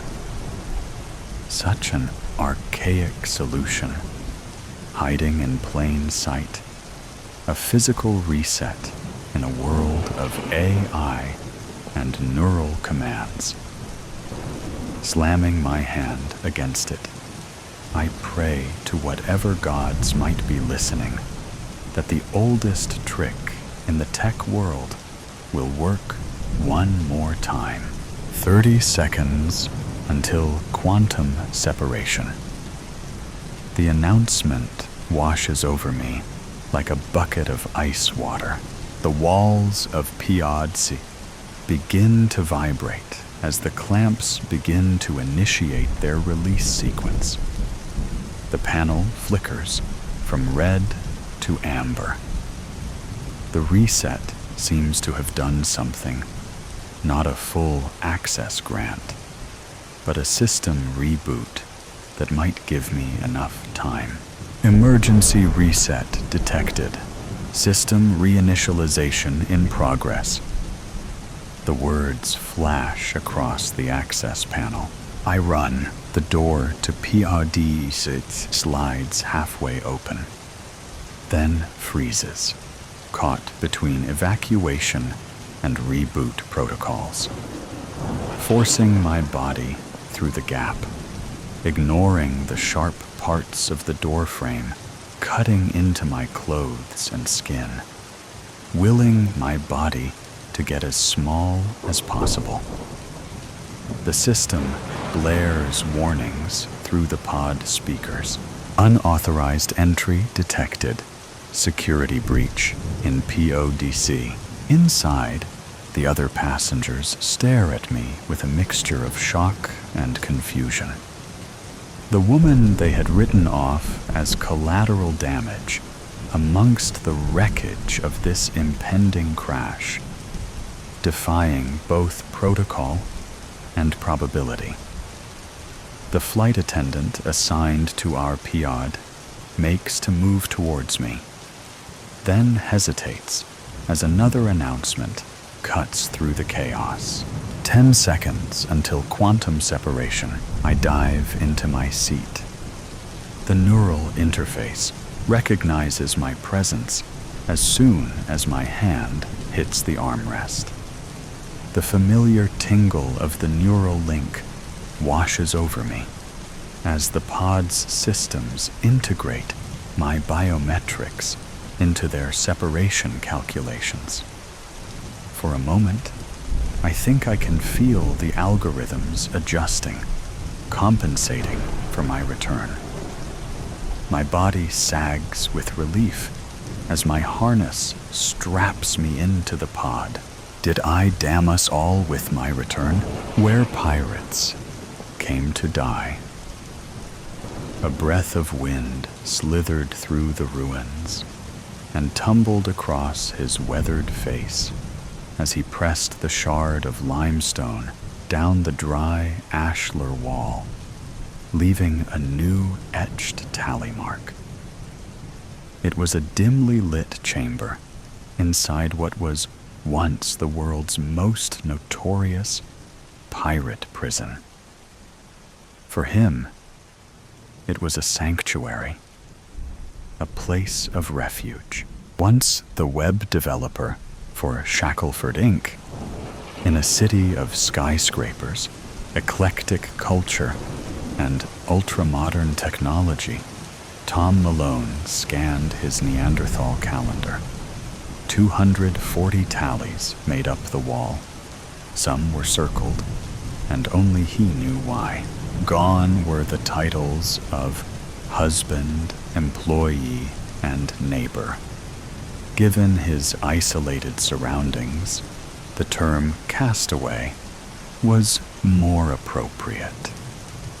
A life filled with country club galas, company retreats, and exotic travel was lost. Survival had replaced living. Tom buttoned his slightly torn flannel shirt and grabbed his coat. He exited the chamber where the wrought iron door, rusted and bent, hung by a single hinge he moved down the main corridor and stepped through a hollowed-out gap in the outer wall. The Rook, as it was called, was made up of 3 layers, undoubtedly to make escape near impossible for even the smartest buccaneer. If the legends were true, the Rook had seen the likes of Edward Davis and even Black Anthony zipping his coat. He trudged down the path to the beach. This was his routine every day. 2 laps around the island. The overcast sky produced a gloomy horizon, but that was normal for this time of year, or so he assumed. If the tallies were correct, it should be October. The sea was a gray mass of rippling currents. Tom breathed profoundly, absorbing the salty fragrance. The flow of the ambient tide took him back to simpler times when walking on a beach meant hunting for shark teeth, metal detecting for forgotten coins and jewelry, and collecting seashells that made their way into the guest bathroom. Such days seemed as far out of reach as the horizon. Suddenly, he spotted tracks. They snaked from the north before turning about just outside the Rook's outer wall. He recognized the tread patterns as those of a Jeep Wrangler. Tom followed, occasionally glancing over his shoulder. When he reached the familiar bend on the beach, he heard the blast of a horn and dove behind a line of palm trees. Peering through the trunks, he noticed a docked ferry on the beach. A Jeep was climbing the ramp onto the ferry. Personnel in neon-colored jackets moved about the deck. Another search party, he thought. A mustached man in uniform, wearing the same jacket, examined an area in the sand. He spoke into his radio before moving further inland. Tom's heart leapt into his throat when he caught sight of the woman following behind. She wore a yellow raincoat, and her arms were folded tightly as the sea breezes pushed ashore. Her curls flailed and whipped, no matter what direction she faced. She said something to her uniformed companion and advanced toward the tree line. "No," Tom muttered, before slipping back from the bend. He tried to quicken his pace, but the dry sand absorbed every step. Once back in the chamber, he dropped to the floor and focused on slowing his breathing. The acoustics had almost given him away during the initial search months earlier. His heart drummed, and his temporal pulse thumped. He caught his face in the mirror, fragment by the tally wall. It had belonged to the mirror in the cabin cruiser's bathroom before Tom dismantled the $1 million yacht upon his arrival. He gazed at the worn face and graying beard. Then there was the scar, where scalding grease once landed. "Tom!" came the woman's voice. He pressed against the chamber wall like a spy dodging a spotlight. "Mrs. Malone, we've searched the ruins before with no luck." He assumed this was the uniformed man.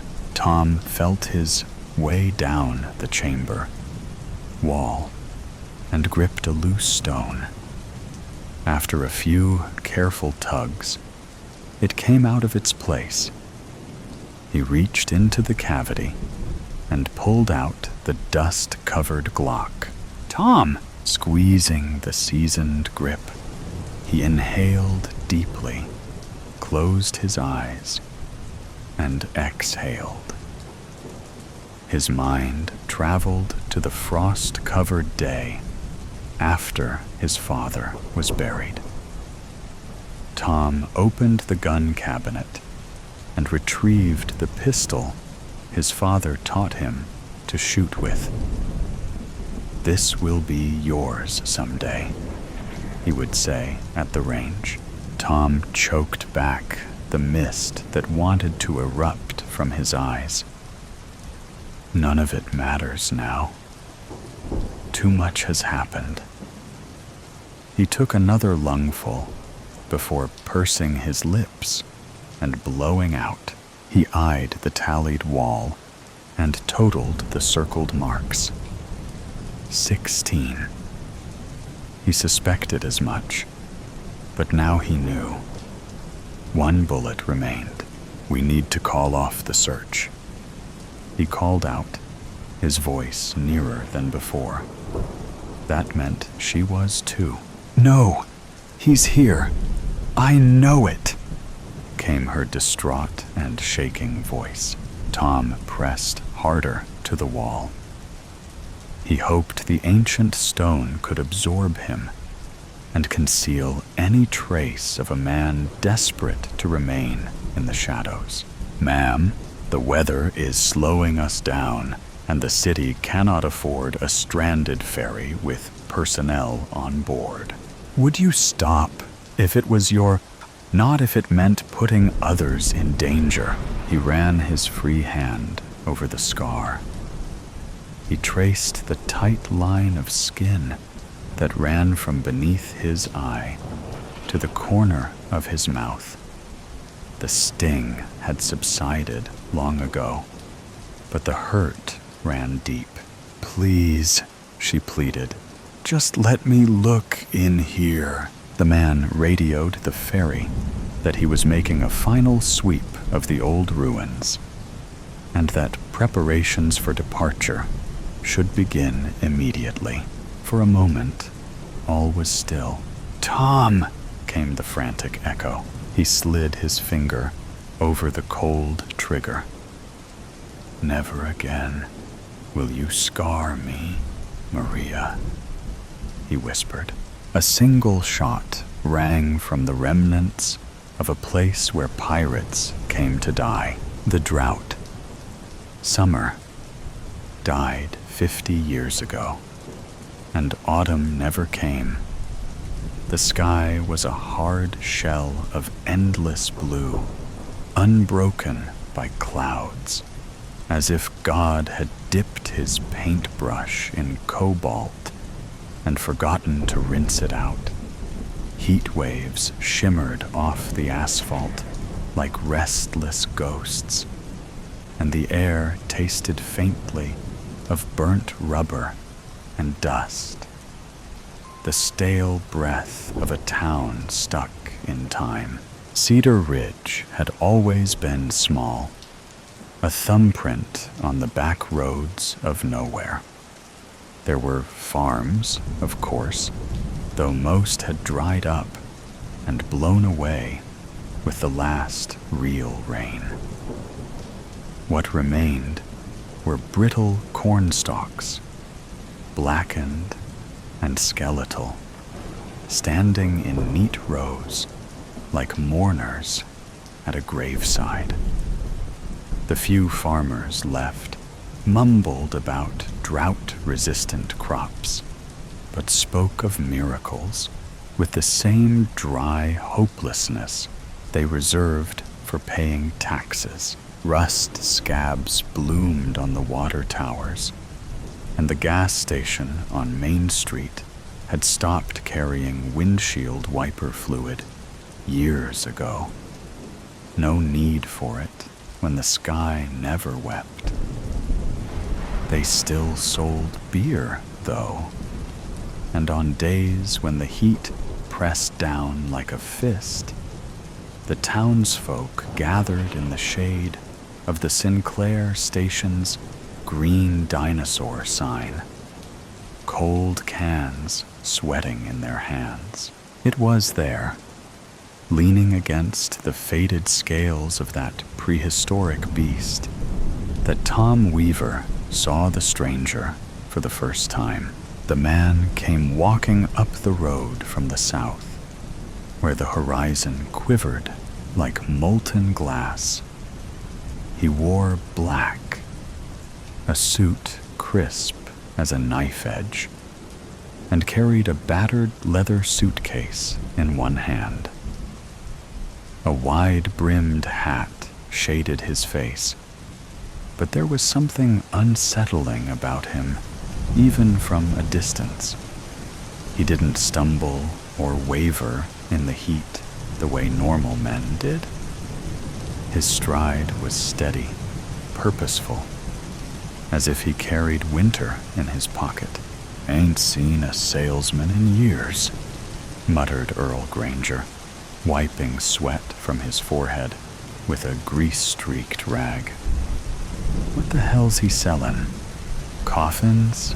The men chuckled, low and uneasy, but Tom's beer went sour on his tongue. Something about the stranger's silhouette made his skin crawl. The sharp angles, the way shadows clung to him like cobwebs, even in the brutal sunlight. The man in black reached the edge of the group and tipped his hat politely. His eyes were a pale, icy blue, startling against the deep tan of his weathered face. He looked like someone who'd walked a long way and hadn't found what he was looking for. "Gentlemen," he said, his voice smooth as polished stone. "Mighty warm today, isn't it?" Earl snorted. "Been warm every damn day since Truman was president. What's it to you?" The stranger's smile didn't reach his eyes. "Oh, I'm just passing through. Thought maybe you fine folks could help me with a little business matter." Tom narrowed his eyes. "What kind of business?" The man set his suitcase down with a soft thud. The latches gleamed like silver teeth as he flicked them open. Inside, nestled against dark velvet, were rows of gleaming vials filled with liquid that shimmered like captured moonlight. "I sell weather," the man said simply.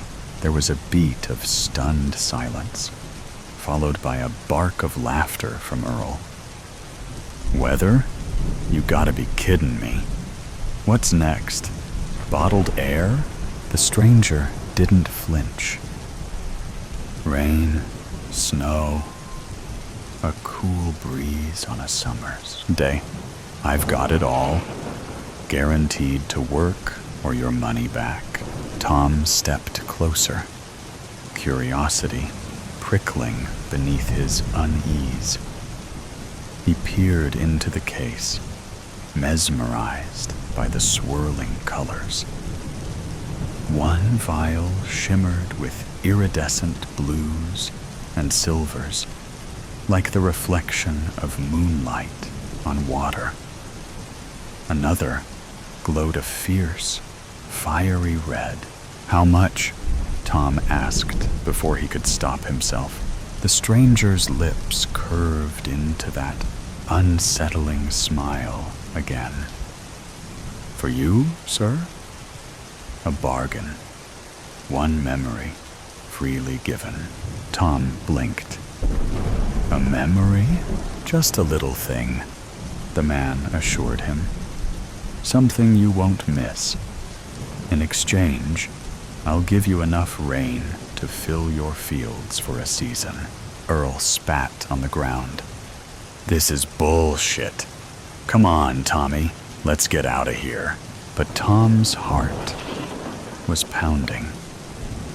He thought of his farm, the cracked earth, the dying crops.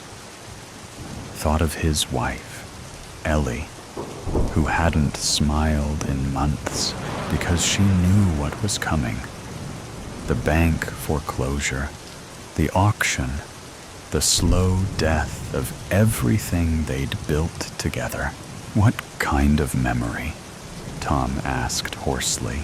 The stranger's eyes gleamed. "Oh, just a small one. Perhaps the taste of your first kiss, the sound of your mother's laughter. Nothing important."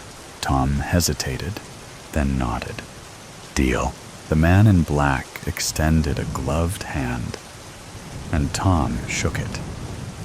The air shimmered between them, and for a moment, Tom felt a strange, dizzying tug deep in his chest, like something had been gently plucked from inside him. When it was over, the stranger handed him a vial filled with shimmering blue liquid. "Pour this over your fields tonight," he instructed. "And remember, the bargain is sealed." Tom barely heard him. His mind was already racing with visions of green fields and heavy rain.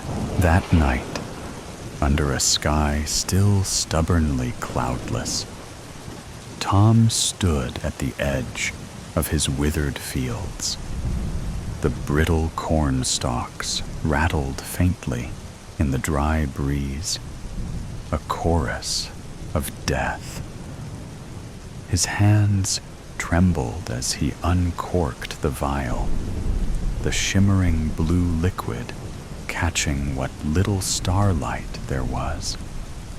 The scent hit him first, clean, sharp, like distant lightning and wet pavement after a storm. It was a smell he hadn't known in years. Taking a deep breath, Tom tilted the vial and let the liquid trickle out. It splattered onto the cracked, dust-hardened earth with a faint hiss, vanishing almost instantly into the thirsty ground. He watched, breath tight in his chest, waiting for something, anything, to happen. At first, there was only smoke, thick and suffocating. Then the earth shuddered beneath his feet, subtle as a heartbeat, but growing stronger. The low, primal growl of thunder rolled across the sky, distant yet powerful, like some ancient beast awakening from a long slumber. The wind shifted, cool and damp, carrying with it the promise of deliverance. A single drop splattered against Tom's forehead, cold and startling. He blinked, hardly daring to believe it. Another drop, then another, until the heavens opened with a sudden, furious roar. Rain came down in sheets, wild, relentless, drenching him in moments. The smell of wet earth rose around him, rich and intoxicating. Dust turned to mud beneath his boots as rivulets of water carved new paths through the parched ground. Tom threw back his head and laughed, a raw, unhinged sound torn from somewhere deep inside him.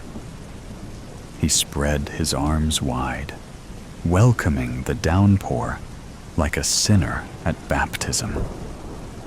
Water slicked his hair to his scalp and dripped from his chin. But he didn't care. His laughter mingled with the storm, defiant and joyful. The fields drank greedily, the dead husks of corn softening, straightening, as though waking from a long nightmare. Leaves unfurled, vibrant green bleeding back into lifeless stalks. The transformation was swift and almost magical. A resurrection right before his eyes. By morning, the storm had passed, leaving the world washed clean and glistening under a pale new sun. Tom stood at the edge of his fields, now lush and vibrant, the corn standing tall and proud, shimmering with droplets of water. The air smelled sweet, alive. The screen door creaked, and Ellie came running out of the house, bare feet splashing through puddles. Her face was radiant with disbelief, tears mingling with the remnants of rain. "Tom? How?" she gasped, her voice breaking with wonder. He didn't answer. Words seemed pointless. Instead, he pulled her into his arms and kissed her, fierce and grateful, as if sealing a promise between them. For the first time in years, Cedar Ridge felt alive, and hope, long buried beneath drought and despair, bloomed anew. The stranger returned a week later. Tom saw him standing by the gas station, his black suit immaculate despite the mud that clung to everyone else's boots. He knew, deep down, that this was no coincidence. "What do you want?" Tom demanded, his voice rough. The man's smile was razor sharp. "Just checking in. How's the farm?" "It's fine. Better than fine." "Glad to hear it." The stranger's eyes glittered.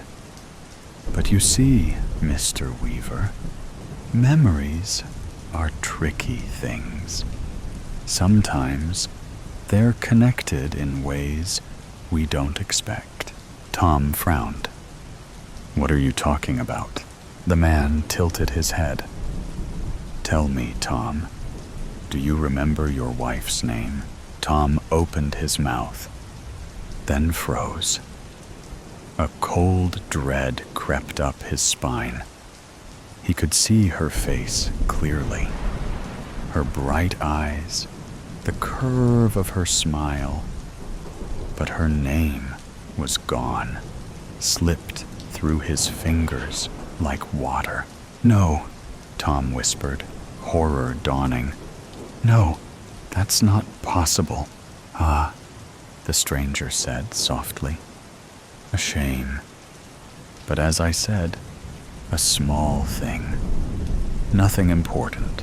Tom lunged at him, but the man in black was already walking away, his silhouette dissolving into the shimmering heat. The rain never came again, and neither did Tom's wife. At least, not in any way that mattered. She was still there, smiling and talking. But her name was a hollow echo in Tom's mind, forever lost to the drought. And so Cedar Ridge, baked under the unchanging sun, its people haunted by what they'd forgotten, lost hope. January 20th, 2025. Entry 1. It all happened so fast. All I could grab was my journal and a few pens. Alarms began blaring, and Dad rushed me. Mom and David down into a bunker? I don't know when we got a bunker or why, but it was deep under our house. It's spooky down here. One light source in the center of the room. Only 2 mattresses. And the rest of the space is full of wigatans and jugs of water. I'm not sure how long we're going to be down here, so I figured journaling would be fun, though no one's answering my questions. Dad looks more serious than usual. He's been checking his pocket watch since we got here. Mom hasn't stopped pacing around, and David the deadbeat sat right on a mattress when we got down here. I don't want to be the only kid down here, so hopefully it only lasts a few days. January 23rd, 2025. Entry 2. The alarms and sirens from above finally stopped today. They made it hard to sleep, but it wasn't like it was easy to sleep in the first place. The beds were made for a kid half my size, and me and Mom had to share, so it was cramped.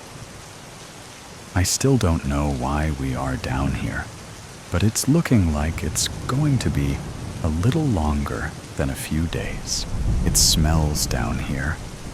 The hole we potty in is deep, but the smell still sneaks up and fills the room with stench. And I'm not a fan of the food. I preferred the terrible food we got from the middle school. Then these cans. I wonder what my friends are doing. I miss them. January 28th, 2025. Entry 3. I hear people above. They sound sick and like they need help. Bangs and booms, groaning and wheezing. These sounds echoing through the bunker. But Dad says we can't help them. But if they're outside, why are we trapped in here? Also, David keeps looking at me funny. I don't like it. It ruins our card games. February 1st, 2025. Entry 4. I would have been such a great weather girl. I was always jealous of the ladies on TV. They were so pretty. But I can always guess the weather in the bunker. A high chance of inhaling bodily fumes, followed by boredom for the entire day. Stay safe, folks. It looks like this has no mention of ending anytime soon. No time soon. February 3rd, 2025. Entry 5. I got curious. This bunker didn't just appear.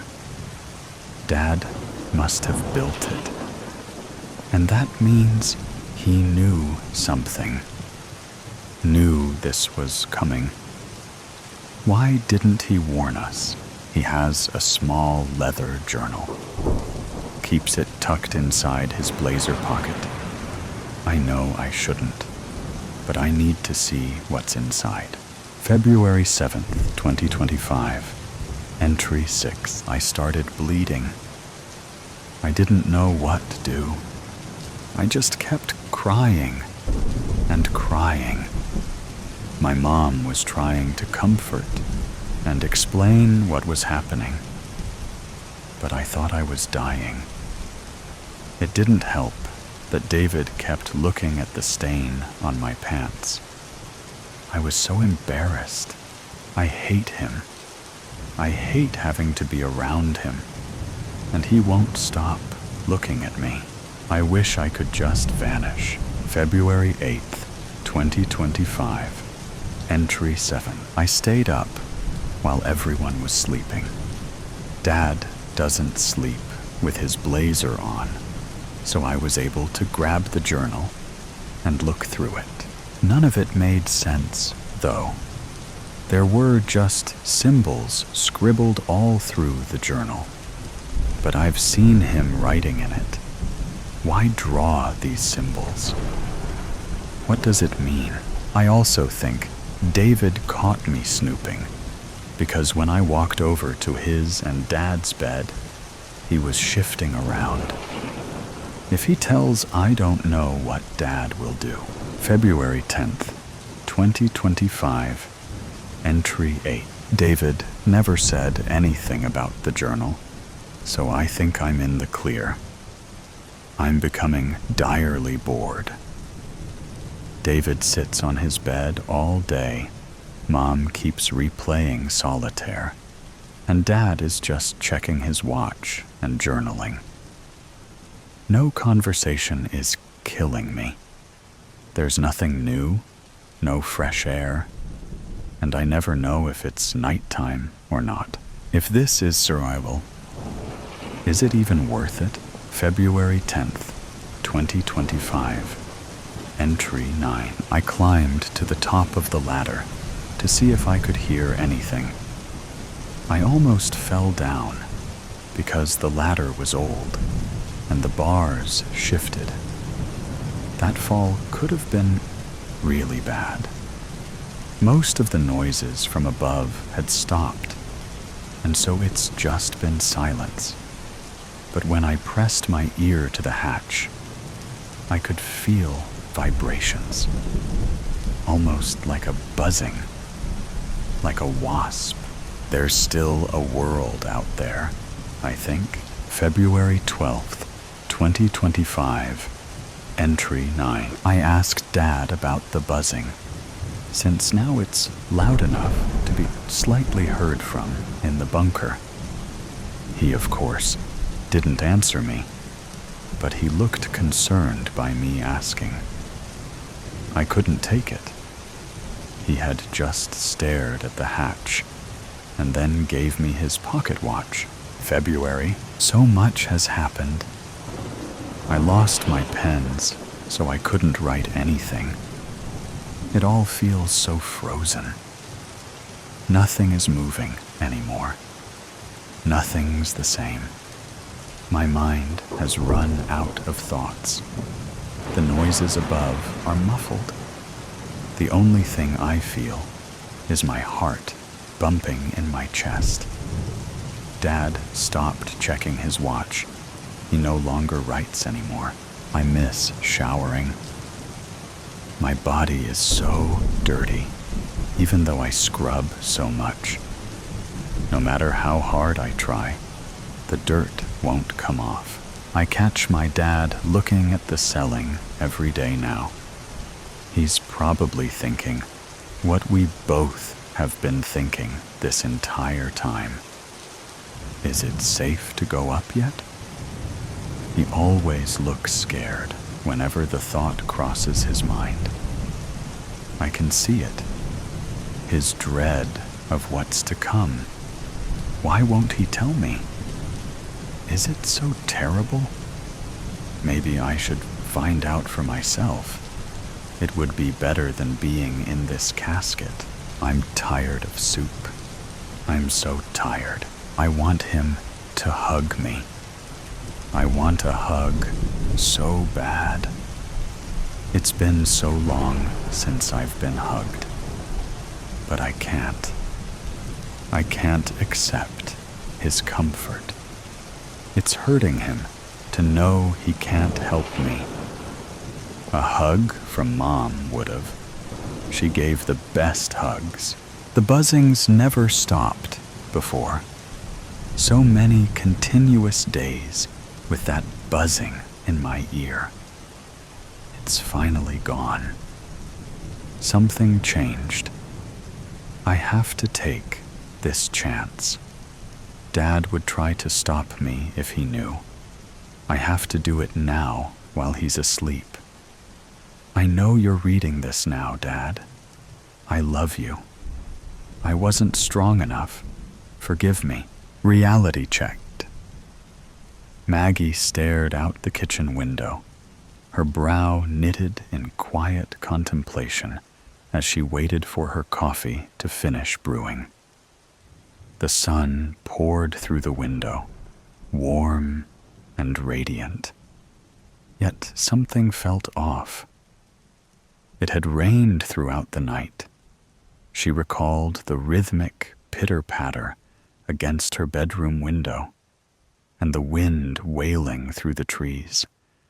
The forecast had called for more storms well into late afternoon. However, outside, the world looked untouched, as if the night's downpour had never happened. She recalled having drinks with her best friends from college last night at the new upscale lounge downtown. Lori had been eager to check out the exclusive rooftop bar, but the rain had forced them to stay inside. Instead, they gathered in one of the lounge's sleek, dimly lit sections, sipping mojitos and catching up. Lori had always dreamed of becoming a corporate attorney, and after years of relentless studying and grueling internships, she had finally landed a position at one of Pittsburgh's top law firms earlier this year. It was all she had ever wanted, and from the way she spoke about it, the long hours and high stakes didn't faze her in the slightest. Sammy and Chloe also seemed to have settled comfortably into their dream careers. Sammy, with her sharp wit and boundless creativity, was making a name for herself in marketing, crafting campaigns for major brands. Chloe, whom she had known since third grade and always the most compassionate of the group, had pursued a career in healthcare, working as a pediatric nurse, the job she had dreamed of since childhood. As Maggie sat there, she couldn't help but wonder if she was the only one still searching for a sense of purpose, trapped in a routine she couldn't escape. Suddenly, the coffee pot beeped, a sharp, cheerful sound, as if proudly announcing the completion of its task. The abrupt noise jolted Maggie from her thoughts, pulling her away from the window. With a sigh, she grabbed the pot and poured the steaming coffee into her oversized pit mug. She and her friends had bought matching mugs from the university shop, a sentimental keepsake to mark their transition from students to University of Pittsburgh alumni. Back then, they had imagined themselves stepping into bright, promising careers, proudly flaunting their school spirit in their new offices. But as Maggie wrapped her fingers around the familiar ceramic, she couldn't ignore the nagging truth. Her future hadn't turned out the way she once envisioned. Maggie took a sip of her coffee and immediately winced at the bitterness, the sharp taste jolting her from her distracted thoughts. She'd forgotten to add the creamer. Heading toward the refrigerator, a realization settled over her. It was Sunday, grocery day. With a resigned sigh, she set down her mug, shuffled to her bedroom to change, then grabbed her purse and keys and headed out the door. The moment she stepped outside, the air was warm and rich with the scent of sun-soaked earth and blooming wildflowers.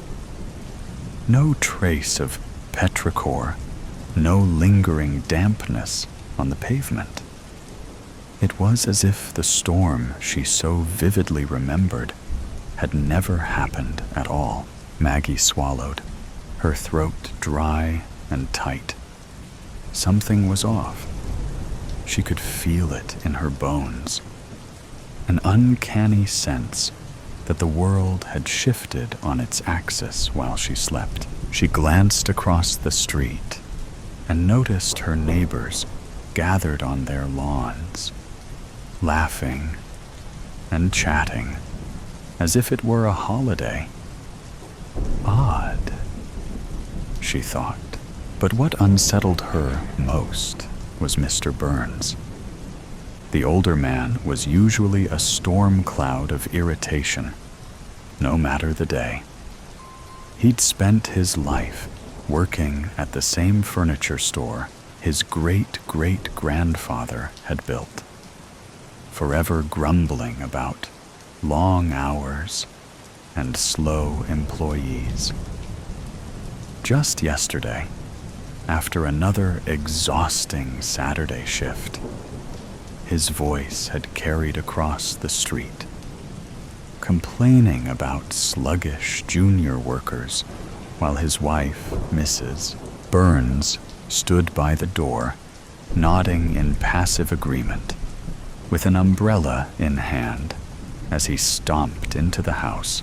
But today, he was all smiles, chatting with the Morgans and the Wilsons, laughing as if he didn't have a single care in the world. Just then, Mr. Burns looked over, spotted her, and waved. "Good morning, Maggie." "Good morning, Mr. Burns," Maggie said, her voice tinged with bewilderment. He grinned and called out, "When you get a chance this week, stop by the store. I'll give you a discount on any furniture you want. We just received an investment, and things are really looking up." "Oh, wow, that's wonderful," Maggie replied, trying to mask the confusion on her face. Mr. Burns had never spoken to her before. A grunt or a quick nod was all she ever got. It was always Mrs. Burns who was the social one. Maggie's skin prickled. The hairs on the back of her neck stood on end as she climbed into her car, gripping the steering wheel so tightly her knuckles turned pale.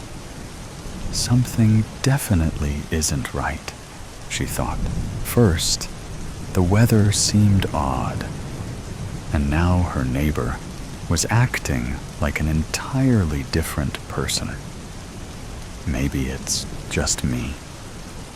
Maybe I didn't sleep well, and the mojitos from last night aren't sitting well with me. But no matter how she tried to rationalize it, every instinct screamed that something was undeniably wrong. The drive to the grocery store was oddly surreal. Streets that normally peppered with Sunday morning traffic were unsettlingly quiet. The few cars she passed moved at an unhurried pace, their drivers smiling and waving as if caught up in some unspoken festivity. Pedestrians strolled along the sidewalks with a light-hearted spring in their step, while dogs pranced happily alongside their humans, tails wagging as if the entire world was enveloped in an unfamiliar sense of joy. As she pulled into the parking lot of Greenfields Market, her unease deepened. The vast stretch of asphalt, usually packed with cars on a Sunday morning, was nearly empty. Only a handful of vehicles sat scattered across the grocery store lot, gleaming under the strangely intense sunlight like polished gems. She cautiously eased into a parking space near the entrance and cut the engine. For a moment, she just sat there, fingers still resting on the steering wheel as she scanned her surroundings, trying to steady her thoughts. "What is going on?" she whispered to herself. Finally, after calming herself, she grabbed her purse and stepped out of the car. The door closed shut behind her, the sound echoing across the parking lot, unnervingly loud against the surrounding stillness. As she approached the store, the automatic doors slid open with an almost too cheerful whoosh, releasing a wave of cool, conditioned air. The familiar fluorescent glow spilled onto the pavement, blinding her momentarily, forcing her to blink rapidly to adjust her eyes. Her gaze landed on the store employees gathered at the entrance, their faces lit with excitement as they chatted and laughed. They held a large banner that read, "Welcome to Greenfields Market. Happy grand reopening. A new beginning awaits." A grand reopening? This surprised Maggie. She had been at this store just a few days ago, and there had been no sign of renovations, no announcements, no changes, nothing to suggest something like this was happening. She forced a smile at the employees as she walked past, gripping her purse handle tightly. Grabbing a cart, she headed toward the produce section, trying once again to shake off the uneasiness rising in her chest. Maggie quickly grabbed her usual grocery items and a few snacks, hurrying toward the register. Despite the small number of customers, the store hummed with an unusual liveliness. As she made her way through the aisles, everything seemed different. The store fully stocked the shelves with fresh produce, neatly arranged in vibrant displays. Maggie couldn't believe what was happening. This wasn't just a grand reopening. It felt like an entirely new store. Yet everything looked exactly as it always had. As she fumbled with her wallet, she heard someone call her name. "Maggie, so nice to see you today. How are you?" It was Jen from her yoga class. Maggie barely managed a smile as she turned to face her. "I'm good. Just doing a little shopping," she replied, her voice flat with a forced smile. "Oh, I totally get it." Jen chuckled. "I'm getting ready for the week too. Can't wait. You won't believe it, but I got a promotion to regional manager last Thursday. Can you believe it? I'm doing what I always wanted." Maggie froze. "Wait, what? I thought you said you hated your job. You even told me you were looking for something else, even if they offered you a promotion." Jen placed a hand on Maggie's shoulder, her face glowing with excitement. "Not anymore. It's my dream job now, Maggie. Isn't it amazing? It feels like a new beginning." Maggie felt a wave of nausea rise in her stomach.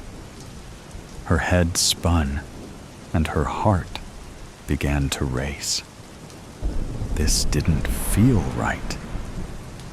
How could everything change so suddenly? The world felt like it was wrapped in some strange, happy haze. How was everyone so cheerful? They continued sharing a little small talk and hugged goodbye just as the cashier finished ringing up Maggie's items. But Maggie's mind was miles away. As if on autopilot, she barely noticed the total as she grabbed her bags and hurried out. Slipping into her car, she leaned back in the seat, feeling disoriented. What was going on? I need caffeine, she muttered, hoping the words would ground her. She headed to the local cafe, desperate for a mocha to shake the eerie feeling that had taken over her, hoping it would wake her up, both literally and figuratively. As Maggie stepped into the cafe, she was taken aback by the atmosphere.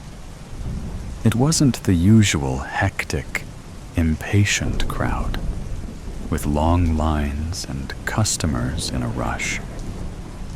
Instead, the cafe was filled with a relaxed energy. People were chatting casually, laughing, and smiling as they sipped their drinks. Then, out of nowhere, one of her co-workers from the hotel, Tim, walked in. His face lit up with a big grin. Their eyes met, and he waved enthusiastically as he made his way toward her, skillfully weaving through customers who were leaving. "Maggie, how are you?" Tim called out, his voice full of excitement. "I'm hanging in there," Maggie replied, still trying to make sense of the strange energy in the air as he joined the line behind her.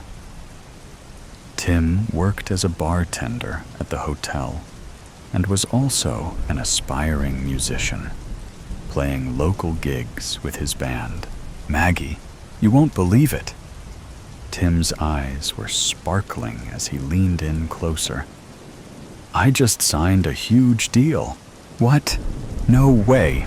Congratulations, Tim," Maggie exclaimed, her surprise matching the excitement in his voice.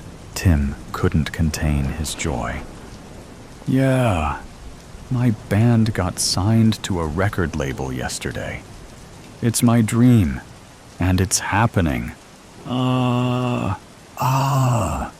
Maggie shouted along with him, her mind still on guard. As Maggie picked up her mocha and exchanged goodbyes with Tim, she slowly made her way to the cafe door, still trying to process what she'd just heard. She was genuinely happy for him, but it felt like everyone's life was suddenly falling perfectly into place. Everyone except hers. She stepped outside into the warm air, the cafe's artificial ambiance fading behind her.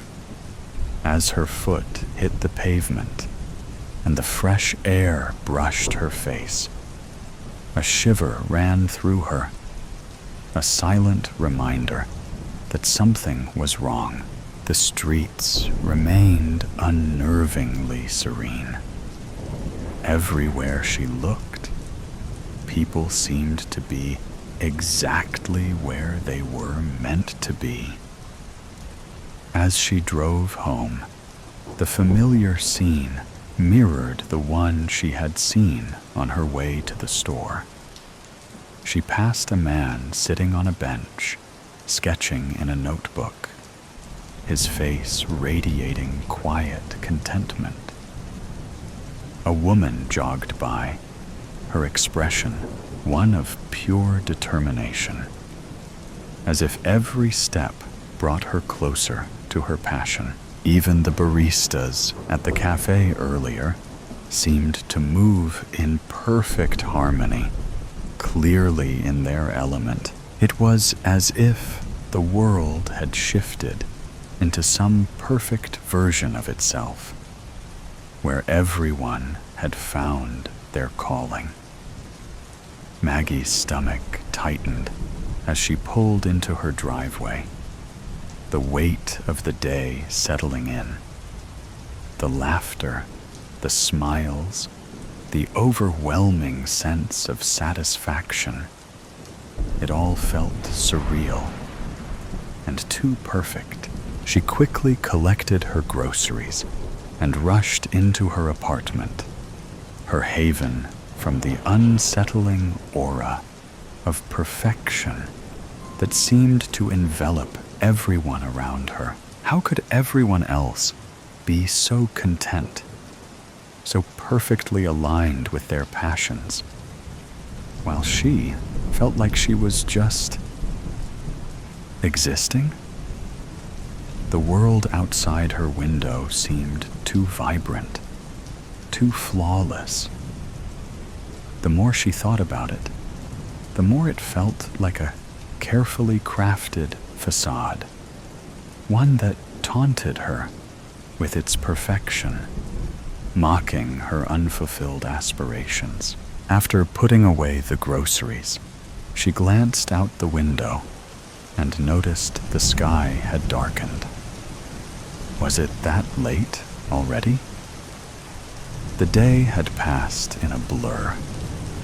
With a sigh, she turned her attention to getting her uniform ready for work. She mentally ran through her usual Monday routine. Oh, that's right, she reminded herself.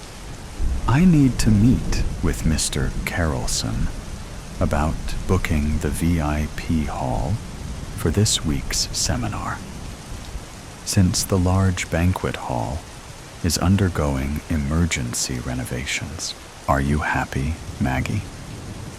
The thought surfaced unexpectedly. Is this really what you want? 2 years from now?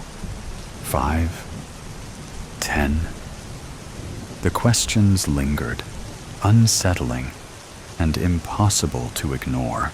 No, I'm not happy, she whispered at first, then repeated louder. I'm not happy.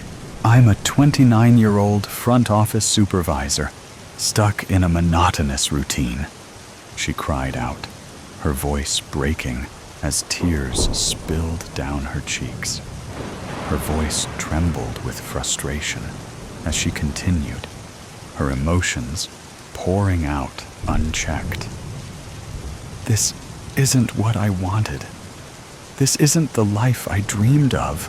She dropped to the floor, fists tightly clenched, tears streaming down her face, her voice breaking with every breath.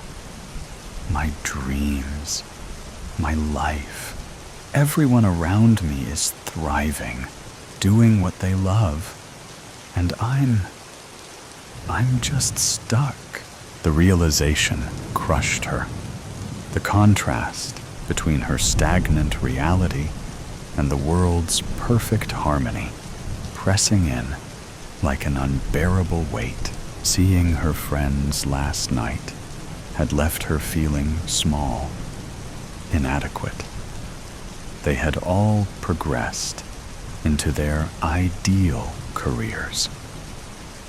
And when the conversation had focused on her, she attempted to joke and dismiss it with a nonchalant, "Oh, I just changed direction."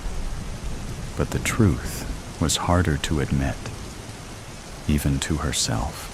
Somewhere along the way, ambition had quietly given way to stability. The drive she once had, the fire that pushed her forward, had dimmed, replaced by routine and practicality. And now, as she neared 30, she woke each morning with a dull, persistent ache of regret, haunted by the question, why had I just simply settled for this life? She had long since convinced herself that she was fine, that comfort and security were enough. But were they? Seeing her friends thrive, their eyes alight with passion for the things they loved, had stirred something restless inside her. Do you keep going like this? Waking up every day to the same boring routine, letting time slip through your fingers?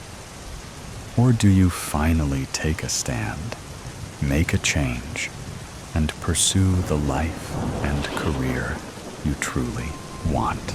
The thought gave her chills. Change was terrifying, but an unfulfilled life was worse. If she didn't decide now, would she still be here years from now, trapped in the same cycle, suffocating under the weight of what-ifs? She took a deep breath, her heart pounding. The choice was hers. And for the first time in a long time, she was ready to take the steps necessary to make the change. Maggie felt the weight of the day finally lift, the uneasiness that had clung to her dissipating. As she climbed into bed, a sense of determination settled over her. She was ready to embrace change, to carve out a future she truly wanted. Soon after she drifted to sleep, a loud, thunderous boom jolted her awake.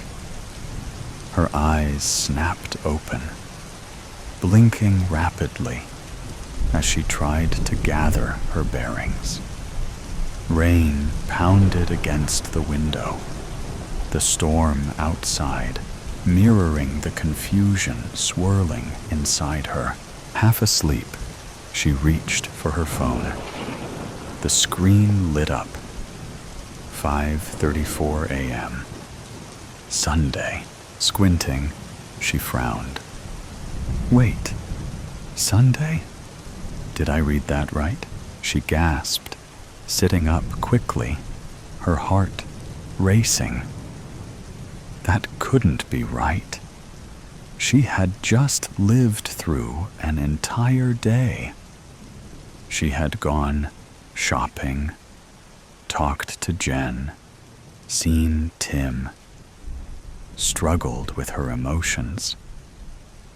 How could it possibly be Sunday morning again? Scrambling for answers, she lunged for the TV remote and turned it on. The menu flashed across the screen. Sunday, 5:35 a.m. Her pulse roared in her ears. Oh, my goodness. Was it all just a dream? She whispered, her mind racing to make sense of it. A breathless, incredulous laugh escaped her. It was all just a dream. A weird, unsettling dream. Yet, as the initial shock settled, another thought took its place.